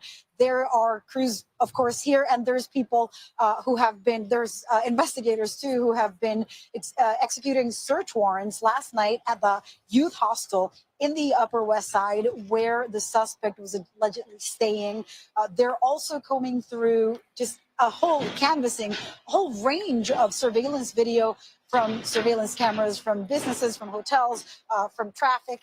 looking at the DNA that might have been left behind at the Starbucks where he was earlier. And I think the most striking part that we're learning about today, that we're seeing, is that image that you were just mentioning. An image or a series of images, 2 photos that are so clear that it's hard to imagine that somebody who knows this person wouldn't be able to identify him. Images that could serve, if police have the kind of technology of facial recognition that you can compare to, or you can enter into some kind of database and identify this person. There's also the fact that the wife of Thompson's wife of the victim had talked about the fact that he had been threatened before. So when you consider that they must be also looking at evidence of any kind of threat that came prior to the attack. When you look at the surveillance video, at the timeline, at the maps that have been laid out, this is a very active investigation, and one where the public hopes that police are actually closing in. And it's not just NYPD, it's the U.S. Marshals as well, as part of this fugitive task force that's hard at work. All right, Lilia Luciano there for us. We're going to continue checking in with you throughout the day. Thank you. Authorities now say 2 kindergarten students are in critical but stable condition after being shot at a small school in Northern California yesterday. Police say the suspected shooter was found with a self-inflicted fatal gunshot wound. CBS News Sacramento reporter Kayla Moeller is at the school following this for us. Kayla, what a horrible story. What do we know about the shooting, the motive, why any of this happened? Yeah, well, Lana, I've been on this since yesterday, and according to the sheriff, the shooter made contact with the school a few days ago to make an appointment to tour the school. He had told administration that he was exploring the possibility of enrolling a family member. Whether or not that's true, they're still trying to figure out. They're thinking it was just a ruse to get on campus. However, after that initial meeting, they say that there was nothing suspicious about it. It went just normal. It was cordial. And after that meeting is when he opened fire on the children before turning the gun on himself. And I'm told that the shooter was dropped off at the school by an Uber driver who is being interviewed along with anyone associated with the suspect. They have reason to believe that he targeted this school due to its religious affiliation with the Seventh-day Adventist Church. But again, they are still working to uncover all of this and reconstruct his activity over the last couple of days. And Kyla, the belief right now among local officials is that he wasn't targeting these particular children. So what more have we learned about these injured children, how they're doing? Yeah, that's right. It does not appear that he had any connection to this campus or the children. The 2 kindergartners, the aged 5 and 6, they are in critical but stable condition, which is a slight improvement from last night when the sheriff said that they were, quote, in extremely critical condition. At last night's press conference, he had said, called their injuries severe. But again, right now, currently, they are in critical but stable condition. All right, Kayla Moeller, thank you. Well, it is a busy day on Capitol Hill. The House Ethics Committee is meeting to discuss President-elect Donald Trump's original choice for Attorney General, Matt Gaetz. You'll recall last month the committee did not reach an agreement on whether to release the report detailing sexual misconduct and drug use allegations, which the former Florida congressman denies. Unlike Gaetz, Trump's choice for Defense Secretary Pete Hegseth, though, has not stepped down from consideration. Hegseth is seeking support from senators as he faces sexual misconduct allegations of his own. He also denies them. Hegseth says that Trump is sticking by him. What did President-elect Trump tell you, Mr. Hegseth? He's behind us all the way. Spoke to him this morning. Did you get the votes yet confirmed? That's why we're here to meet with the senators. It's been a wonderful process. There's an incredible amount of knowledge in the U.S. Senate, the Senate Armed Services Committee, men and women who have studied these issues, have invested their lives in it. And as someone who's hoping to earn their support as the nominee for Secretary of Defense, I welcome that knowledge. CBS News political reporter Jake Rosen is in West Palm Beach following the Trump transition for us. Hey there, Jake. So yesterday we reported that Trump is considering replacing Hegseth. There's even some names that have been floated. But where do things stand right now? Well, right now we know, like you just played out for your audience, that Hegseth is still on the Hill having meetings today. And both yesterday and today, he came in and told reporters right away that he had spoken to Donald Trump lately, that Trump is sticking by him, and that if there was some kind of wavering on behalf of the president-elect, that he would not be on the Hill, that he has his full support, and they told him to keep fighting on Capitol Hill. However, we do know that our colleagues at CBS News have reported that it's not just Florida Governor Ron DeSantis who's in consideration if Hegseth were to withdraw his name from consideration, that it would be potentially Iowa Senator Joni Ernst or a couple of other names who potentially floating out there to replace him. Now, we have to remember here that how quickly things happened with Matt Gaetz, that, Donald Trump never came out and officially pulled him out, that Gaetz stepped down, so things could happen quickly. But a senior Trump campaign advisor told CBS News that time is running out for Hegseth to prove himself up on Capitol Hill. And we know that Trump has also announced picks for some of his last remaining spots in his administration. Who stands out to you, Jake? Yeah, and there are really two high-profile names that he announced yesterday. It would be Kelly Loeffler, who ran for Senate in 2020 in Georgia. She's lost that race, but she's a very prominent businesswoman in the state, very influential Trump donor. She was named to lead the Small Business Administration. And Peter Navarro, who was a very controversial White House advisor during the first Trump administration, who went to jail recently and was released for contempt of Congress. He is out of prison and has been named to another Trump advisory role in the White House, advising Trump on trade and manufacturing. Those are the two high-profile names that we've seen, although we saw yesterday also that Donald Trump shifted around his top White House attorney, moving the person who was previously named to that role to help out Vivek Ramaswamy and Elon Musk on that Department of Government Efficiency project. So, Jake, now we've got most of these names all figured out, though some of these nominees have yet to be nominees, but some of these selections have faced challenges. Some have already dropped out. How does the Trump transition team feel at this moment?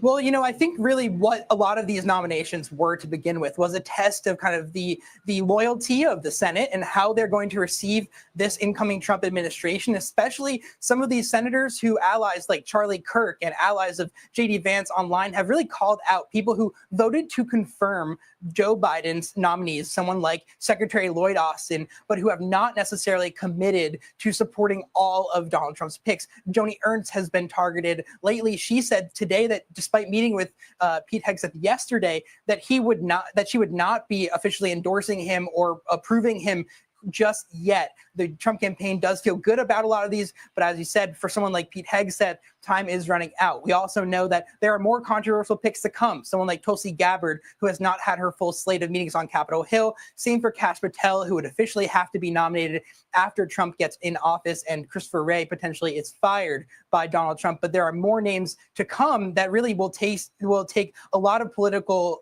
power from Donald Trump and a lot of political capital that he's kind of built up over the last couple of weeks to really force these nominations to either go through or, like we've seen with some picks already, to have them withdraw themselves ahead of time. Well, Senator Ernst withholding her support for Hegseth when she is one of the names in contention to replace him certainly adds another level of drama to all those things happening out there. All right, Jake, thank you so much. The president of South Korea will face an impeachment vote in the coming days over his abrupt declaration of martial law on Tuesday night. Earlier today, he replaced his defense minister as lawmakers moved to do the same with him. In the end, martial law lasted roughly 6 hours before legislators unanimously voted to overrule the president. Protesters gathered in Seoul Thursday evening to hold a candlelight vigil and demand that President Yoon Suk-yeol's resignation. It is unclear if lawmakers have the two-thirds vote actually needed, though, to impeach. Now, this comes as video showing a spokesperson for South Korea's opposition Democratic Party grappled with an armed soldier, all of that going viral. During the enactment of martial law, soldiers were blocking lawmakers from entering the country's National Assembly. The woman has since claimed that she didn't, quote, consciously grab the gun and that her only thought was to, quote, stop them. Rebel forces are continuing to make gains in Syria. They've taken the key city of Hama in the central part of the country, just days after rebels captured Aleppo in the north. Rebels posted this video of them driving through the newly controlled city. They are preparing to move south as they advance their 13-year opposition of President Bashar al-Assad. Syria's army says it is moving its forces out of Hama in anticipation of more fighting. Palestinian officials say at least 21 people are dead in Gaza after an Israeli strike hit a tent city in southern Khan Yunis. CBS News cameras were on the scene when the encampment was hit. Israeli officials say Hamas leaders were there hiding in the camp. CBS News foreign correspondent Deborah Pata has more. We, of course, need to warn you that the video you're about to see may be disturbing. A deadly night in Gaza with several strikes across the territory, including one near Khan Yunis, caught on camera by CBS News. That massive Israeli strike which ripped through the sprawling Al-Mawasi tented camp, a designated humanitarian zone. Terrified screams filled the night sky as tents were set ablaze, and Palestinians who have been sheltering here brought bucket after bucket of sand as they battled to extinguish the flames. Israel says it was targeting Hamas militants hiding here and that they took numerous steps to avoid harming civilians. But among the bodies rushed to a nearby morgue were children. Nearly every one of Gaza's 2.3 million Palestinians has been displaced multiple times, particularly in the north. Even as they flee the violence and starvation, you can hear the sound of bullets whizzing past them. This as Amnesty International released one of the most damning reports on Israel's war in Gaza, which has been dismissed by Israel as false. The organization, however, says its findings should serve as a wake-up call to the international community. This is genocide, it says, and it must stop now. Back to you. All right, thanks to Deborah Pata. Well, we're going to take a short break. Stay with us. You're watching CBS News 24/7.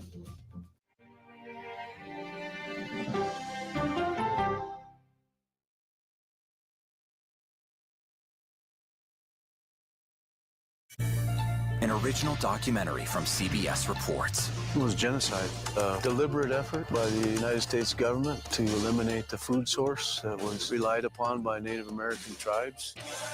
American bison were slaughtered and Native Americans displaced. And that's how tribes were subjugated to reservations, and our lands were taken.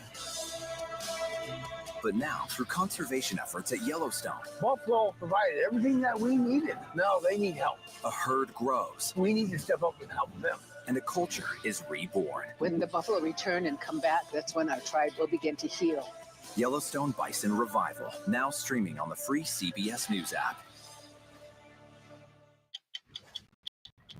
Oh, wow. Look at this. Let 60 Minutes take you on a private tour of the National Archives. So there may be treasures like this buried in boxes. Historical secrets from America's past. This is original from 1778?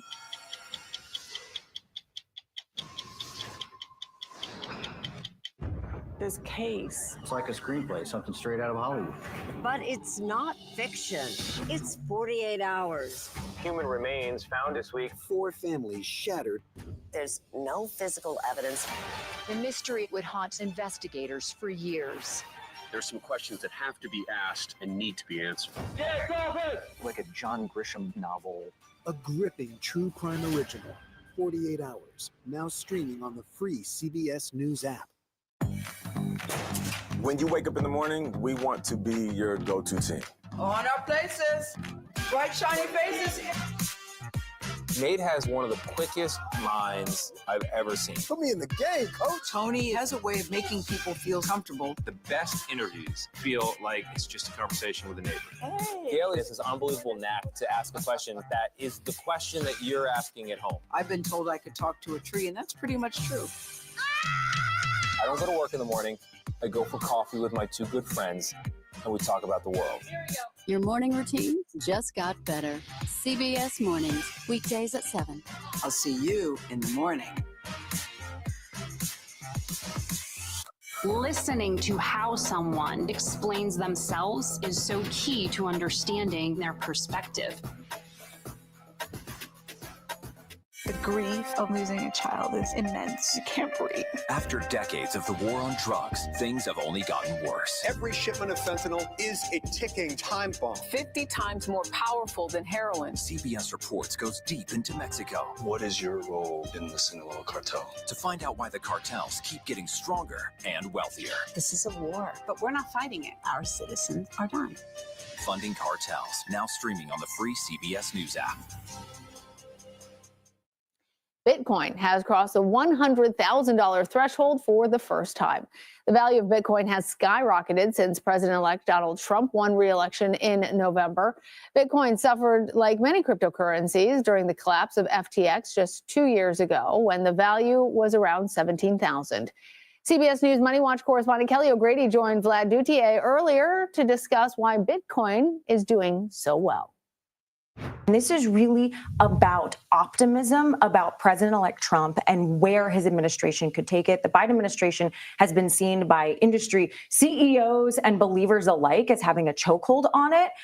The next president has said, look, we're going to make crypto great again, Bitcoin great again. And I think you can see that reflected in the price.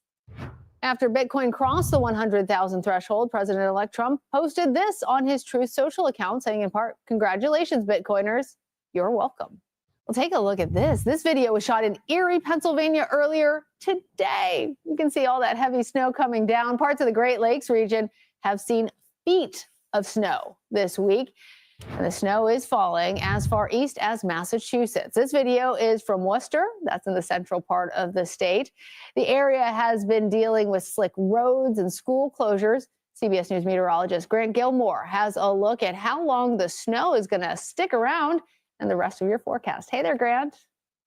Still tracking this Alberta Clipper system, though. The cold front has moved through much of the Northeast. It produced a lot of snow from Michigan to West Virginia. Parts of Michigan picked up nearly a foot of snow. Even West Virginia, Davis, West Virginia, reporting 10 inches of snow. Wilmington, Vermont, reporting 9.5 inches of snow. The snow came with some really blustery conditions. Wind gusts in Jefferson, North Carolina. They're at hurricane force, 76-mile-per-hour gusts there in Jefferson. Cincinnati, Ohio, reporting wind gusts today at 59 miles per hour. So there goes the low pressure system and the associated cold front with this Clipper. That will continue to move to the north and east. Still 59 million people expected to have received or receive impacts from this system. We could see an additional 10 to 20 inches of snow from this, but the wind gusts will be the big issue through the rest of today. Potentially blowing around some snow, reducing visibility, and then that Arctic air on the backside is going to reignite that lake effect snow, where some places could see nearly a foot to 2 feet of snow over the next couple of days. But this Arctic air is really blasting in from the north. Minneapolis running 12 degrees colder than normal today, with highs around 20 degrees. That Arctic air continues to dive to the south and east. New York will see temperatures below freezing for the next couple of nights before some moderation as we go into the weekend. From there, actually, the Northeast could see high temperatures in the 60s early next week. Back to you. All right. Thanks, Grant. Appreciate it. Newly proposed rules by the Department of Transportation could protect you if your next flight is canceled or changed. If approved, airlines would have to pay passengers in cash or rebook them for free on the next available flight, cover meals, overnight lodging, and related transportation expenses if the disruption is airline caused, like a mechanical issue or an IT system breakdown. Some airlines have suggested that the move would drive up ticket costs.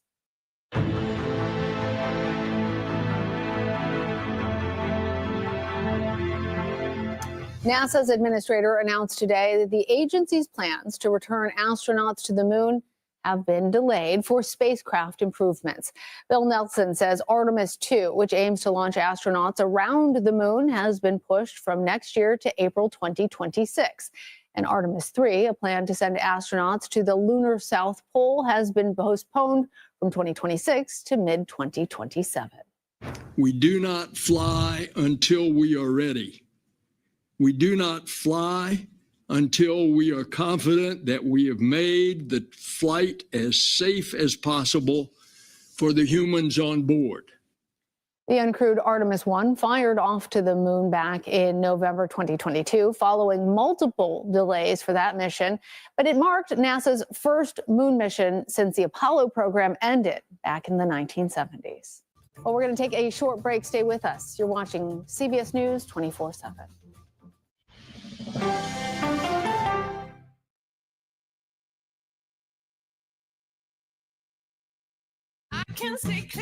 CBS Mornings Plus, clearly more news, more smart conversation, More money-saving tips, more recipes, more uplifting ways to get you on your way. plus more sports, more weather. Clearly more CBS Mornings. Plus,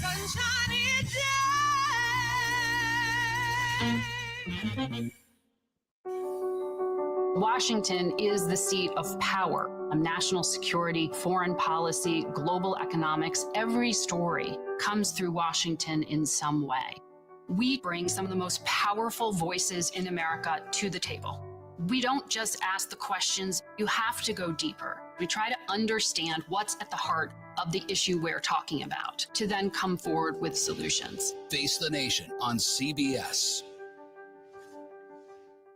I have a dorky look to me. I don't look like a criminal at all. 60 Minutes has reported on fraudsters, criminals, and hoodlums. But what this minor league thief was able to do surprised even us. These are Yogi Berra's World Series rings. A sports story you'll have to see to believe. Need more time with 48 Hours? Go deep behind every true crime episode with first-hand accounts from 48 Hours Investigations. Were you at all prepared for what happened in this case? Shock is the word that comes to mind. Get inside the twists and turns and get in on the case. Listen to Postmortem from 48 Hours, now available wherever you get your podcasts. I think we're very cute. Yeah, I think we need to send out a Christmas card like this. Yeah, let's do that. Dollar Jill. If you can't get into the market, it's okay. Renting is fine. I wonder how Serena is feeling. That's a really good question. No one's asked me that yet. You're 70 years old? 70, yeah. I'm 21. We'll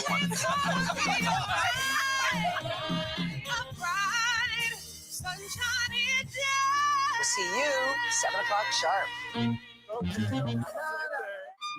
Sunday morning, the Music Man, T-Bone Burnett, plus Ted Danson and Martha Stewart with Just the Recipe. Listen for the trumpet. I report from a lot of war zones, but I don't really take the same risks. He's one of the bravest war correspondents 60 Minutes has ever met. But it's his relationship with his mother that you will remember. Plus, the robots making marble masterpieces in Italy. As a kid growing up in Chicago, there was one horror movie I was too scared to watch. It was called Candyman. But did you know that the movie Candyman was partly inspired by an actual murder? Listen to Candyman, the true story behind the bathroom mirror murder, wherever you get your podcasts. The CBS News original 60 Minutes opens its archives. Pretty loose for a Friday night. Yeah, no, I mean, it's not my first show. With moments you haven't heard before. It's almost more fun that way when you have something to prove. Listen to 60 Minutes, a second look, wherever you get your podcasts. On Face the Nation, you try to separate the noise from the news. You need to be able to have an actual conversation.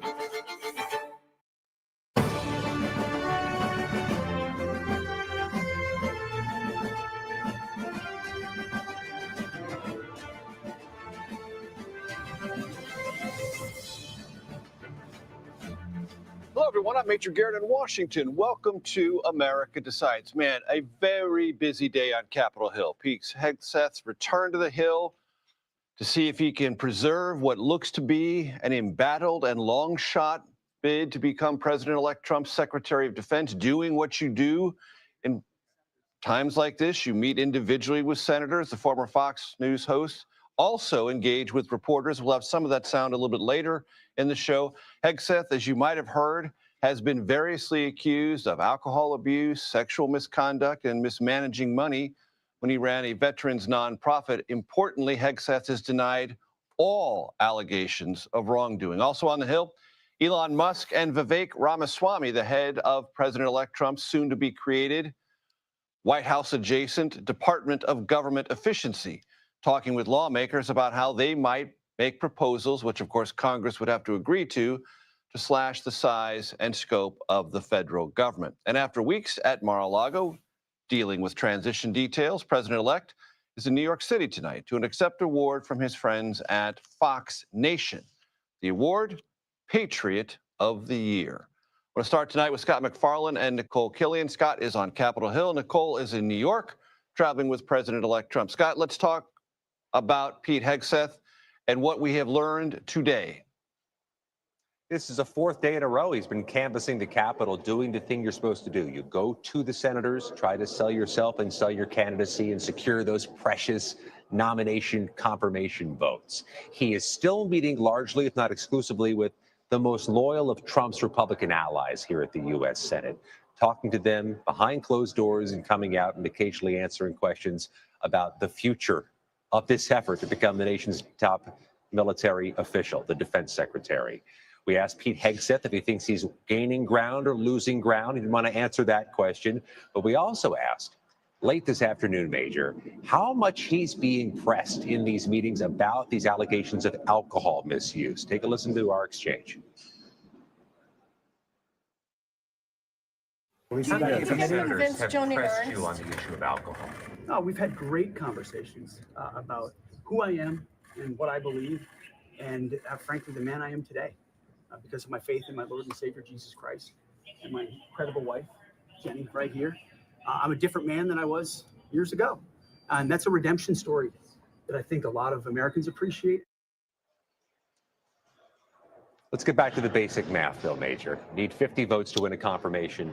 Got to have 50 Republicans, likely in this case. No Democrats have expressed any support for Pete Hegseth. So the rubber hits the road when he starts meeting with those who have defied Donald Trump in the past. Susan Collins of Maine, Lisa Murkowski of Alaska have a history of defying Donald Trump. And a lot of eyes are focused on John Curtis of Utah, the senator-elect who will succeed Mitt Romney.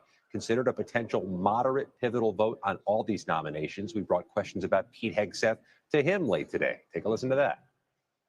Any thoughts yet on Pete Hegseth, or is given some thought? So I've not met Pete. Look forward to meeting with him. I've of course read what's in the news. I'd like to hear from himself. Troubled by what you hear in the news? Well, I think everybody's got concerns with what's in the news, but I think he deserves a chance to respond, and I look forward to meeting with him. Major, just not hearing any unequivocal support or commitments from any of these potential swing Republican votes. And Scott, I want to play for you sound from Fox News earlier today from Iowa Senator Joni Ernst, illustrating what you just described. Meeting, acknowledging, but not committing. Let's listen to that sound. Will you support his nomination? Well, I did have a very long, lengthy discussion with Pete yesterday, and I do appreciate his service to the nation. I also am a combat veteran. So we talked about a number of those issues, and we will continue with the vetting process. I think that that is incredibly important. It's not a kiss of death, Scott, but we will continue with the vetting process is not exactly a thumbs up. I think that was the most telling thing said today about Pete Hegseth. These interviews done in the hallway are a dime a dozen. We do many of them every day. They're unscripted, they're unannounced. Sometimes the answers are a little bit mushy. Senator Ernst knew that question was coming and allowed herself to be booked onto Fox News and its enormous audience inside the party to make an equivocating statement about Pete Hegseth. That may ring louder than anything else said inside the marble hallways today. Nicole, I want to bring you into this conversation from the perspective, as best you can gather it, from the Trump transition about Pete Hegseth's prospects and where President-elect Trump stands in relationship to those prospects and his advocacy.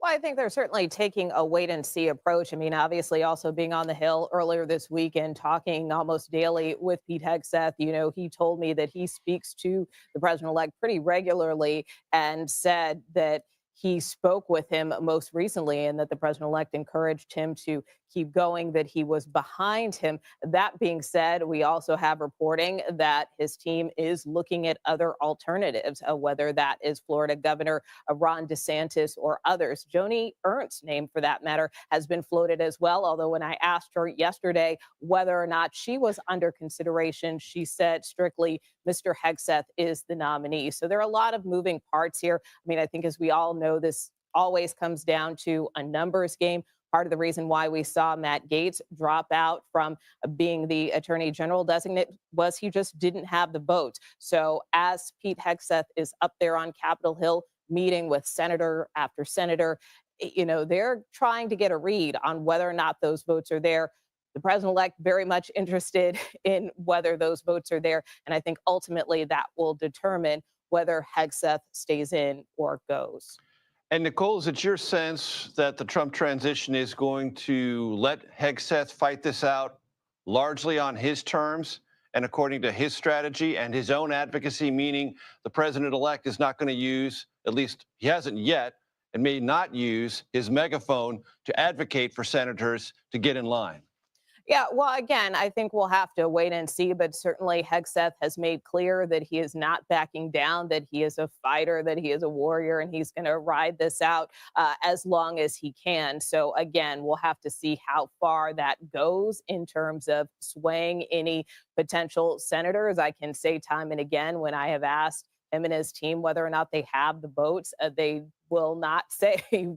And that's probably to be expected. But, they continue to make the case that, hey, we're meeting with senators, we're going through the process, we're doing what we need to do. But again, for the president-elect, he obviously has a close relationship with Pete Hegseth, wants him to be successful, but again, I think is also realistic about his potential prospects. And so that's why he, too, has to potentially keep his options open. As Scott McFarland and Nicole Killian know, when it comes to confirmation fights, when you are confident, you speak confidently. When you are not so confident, you speak elliptically. Nicole and Scott, thank you very much.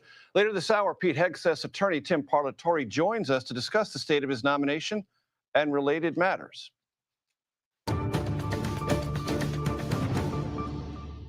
In addition to politics, we are following new developments in the gunning down of United Healthcare CEO in Midtown Manhattan yesterday morning. Newly released surveillance photos show the person police say they want to question. And we want to warn you, the video you're about to see is disturbing. He is believed to be the man who shot Brian Thompson outside the Hilton Hotel, again, very early yesterday morning. We are also learning that the words deny, defend, and depose were found written carefully on a live round and a shell casing that police discovered at the scene. Anna Schechter has been following every development in this story for CBS News. She, of course, is our senior coordinating producer for crime and public safety. Anna, catch us up on the latest. Well, the latest is we have details on the murder weapon. It's a B&T Station 6 gun. You saw there in the video, it's an unusual looking gun. It's got a very long barrel there. And in that video, you see him have to kind of cock the gun before each time he fired. He fired multiple rounds, seemingly in cold blood, stayed calm throughout. So that's interesting about the gun. And we know that investigators have been up in Connecticut last night looking for the place of purchase. So that's new details that CBS News can report. We also know that the man that we see in those photos taken at a hostel where you see his face, you see him smiling in one of the photos you showed during the introduction, that person who is wanted for questioning checked into that hostel with a fake New Jersey ID, and investigators believe it's just a made-up name. It's not an ID for anybody else. They didn't get any hits on that name, and that he likely paid in cash to cover his tracks. So we're starting to really piece together a picture, but we are now coming up on 36 hours after this murder. And so as time progresses, investigators are getting more and more anxious. They want to solve this thing. And New Yorkers, meanwhile, are staying pretty cool, going about business as usual. But 36 hours, I think a lot of people thought that we would at least have a name by now. Major? And what do we know about the person that police want to speak to's departure from the murder scene? Well, it's a great question. You see in the video him calmly cross the street. He went around back behind an alley and picked up a bicycle, rode north into Central Park, and that actually created some problems because there aren't as many cameras in Central Park. But within a few hours, investigators were going to businesses along Central Park West and on West 85th Street. The owner of the building on that corner had a Google camera, surveillance camera, attached to the side of the building, and you clearly see the shooter riding a bicycle without the backpack moving west. And that is the last known image that we have of the shooter. So we are following our reporting that investigators have been looking north of the city, outside the city. We know they stopped Long Island Railroad trains last night. They cased at least one New York City area airport, and they came up with nothing. And that's what we know so far. And the manhunt, quite obviously, continues. Anna Schechter, thank you very much for all of those important and breaking details. On Capitol Hill, Republicans will, as you have probably heard, control both chambers of Congress, but their House majority, as you've also probably heard, is going to be very, very thin, almost historically thin. Question, how will this impact House Speaker Mike Johnson's legislative ambitions? Next, our congressional reporter panel weighs in. You're watching America Decides.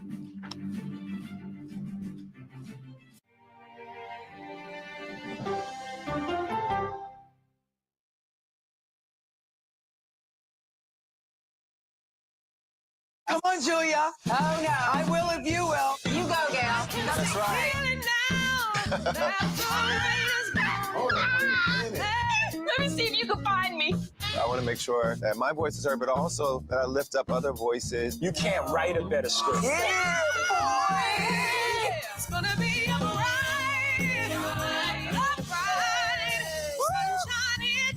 We'll see you 7 o'clock sharp.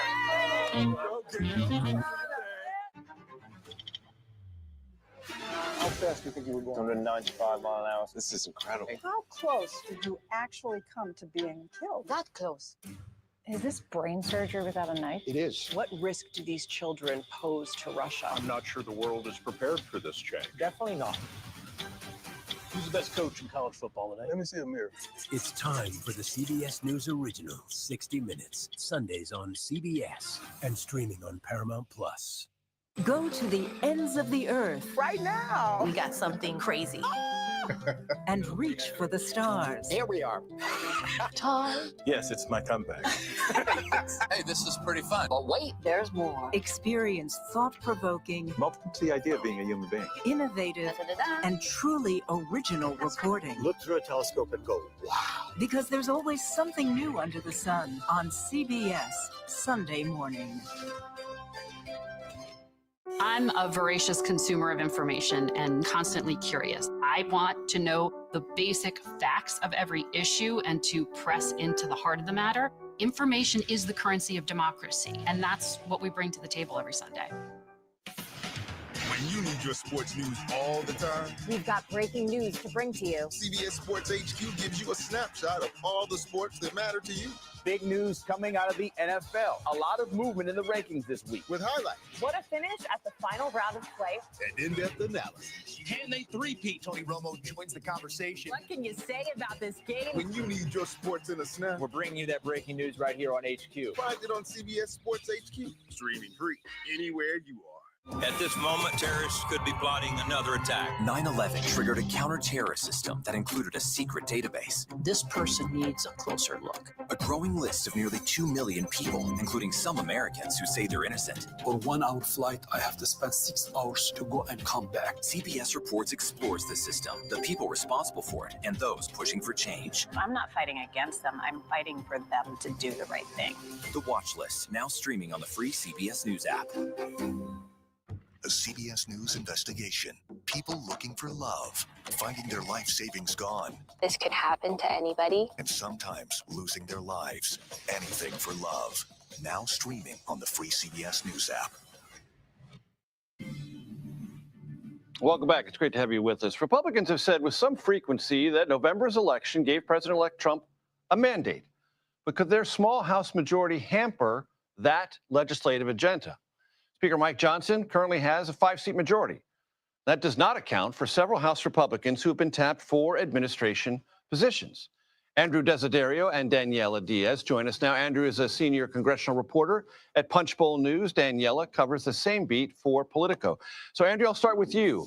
Assess what Speaker Johnson and the House Republican leadership are walking into in the next Congress and how thin, historically, that margin is going to be. Yeah, it's going to be razor thin. I think the thing to think about first is the fact that Donald Trump has picked so many sitting House members for both his cabinet as well as, in the case of Congressman Mike Waltz, a White House staff position, being National Security Advisor, which is not subject to Senate confirmation, of course, but still he has to at some point vacate that House seat. And by the time those special elections all play out, it's going to be a few months before those seats are filled. Yes, they will be filled with Republicans because those are, in almost all of those cases, red, very red districts, but it's going to take a while. So for at least the first couple of months, when Republicans have some pretty ambitious agenda items on their plate, it's going to be really difficult to get really anything through the House of Representatives in particular.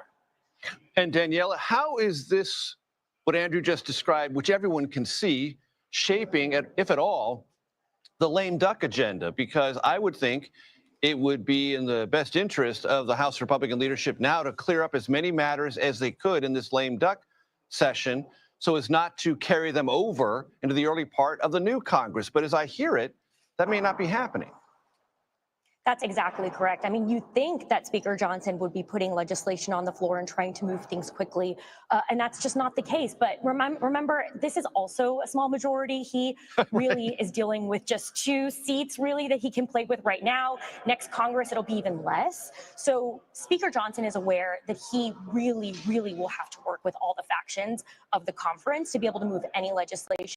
And just adding to what Andrew excellently put, I believe there's going to be a lot of legislation moving early January, before January 20th, when those members are, appointed to their seats, whether they're confirmed or not. Mike Waltz, Stefanik. That is what we're going to expect from Speaker Mike Johnson, considering that he will have those seats filled at that moment. And after that, it's going to be really taxing for him to move any legislation.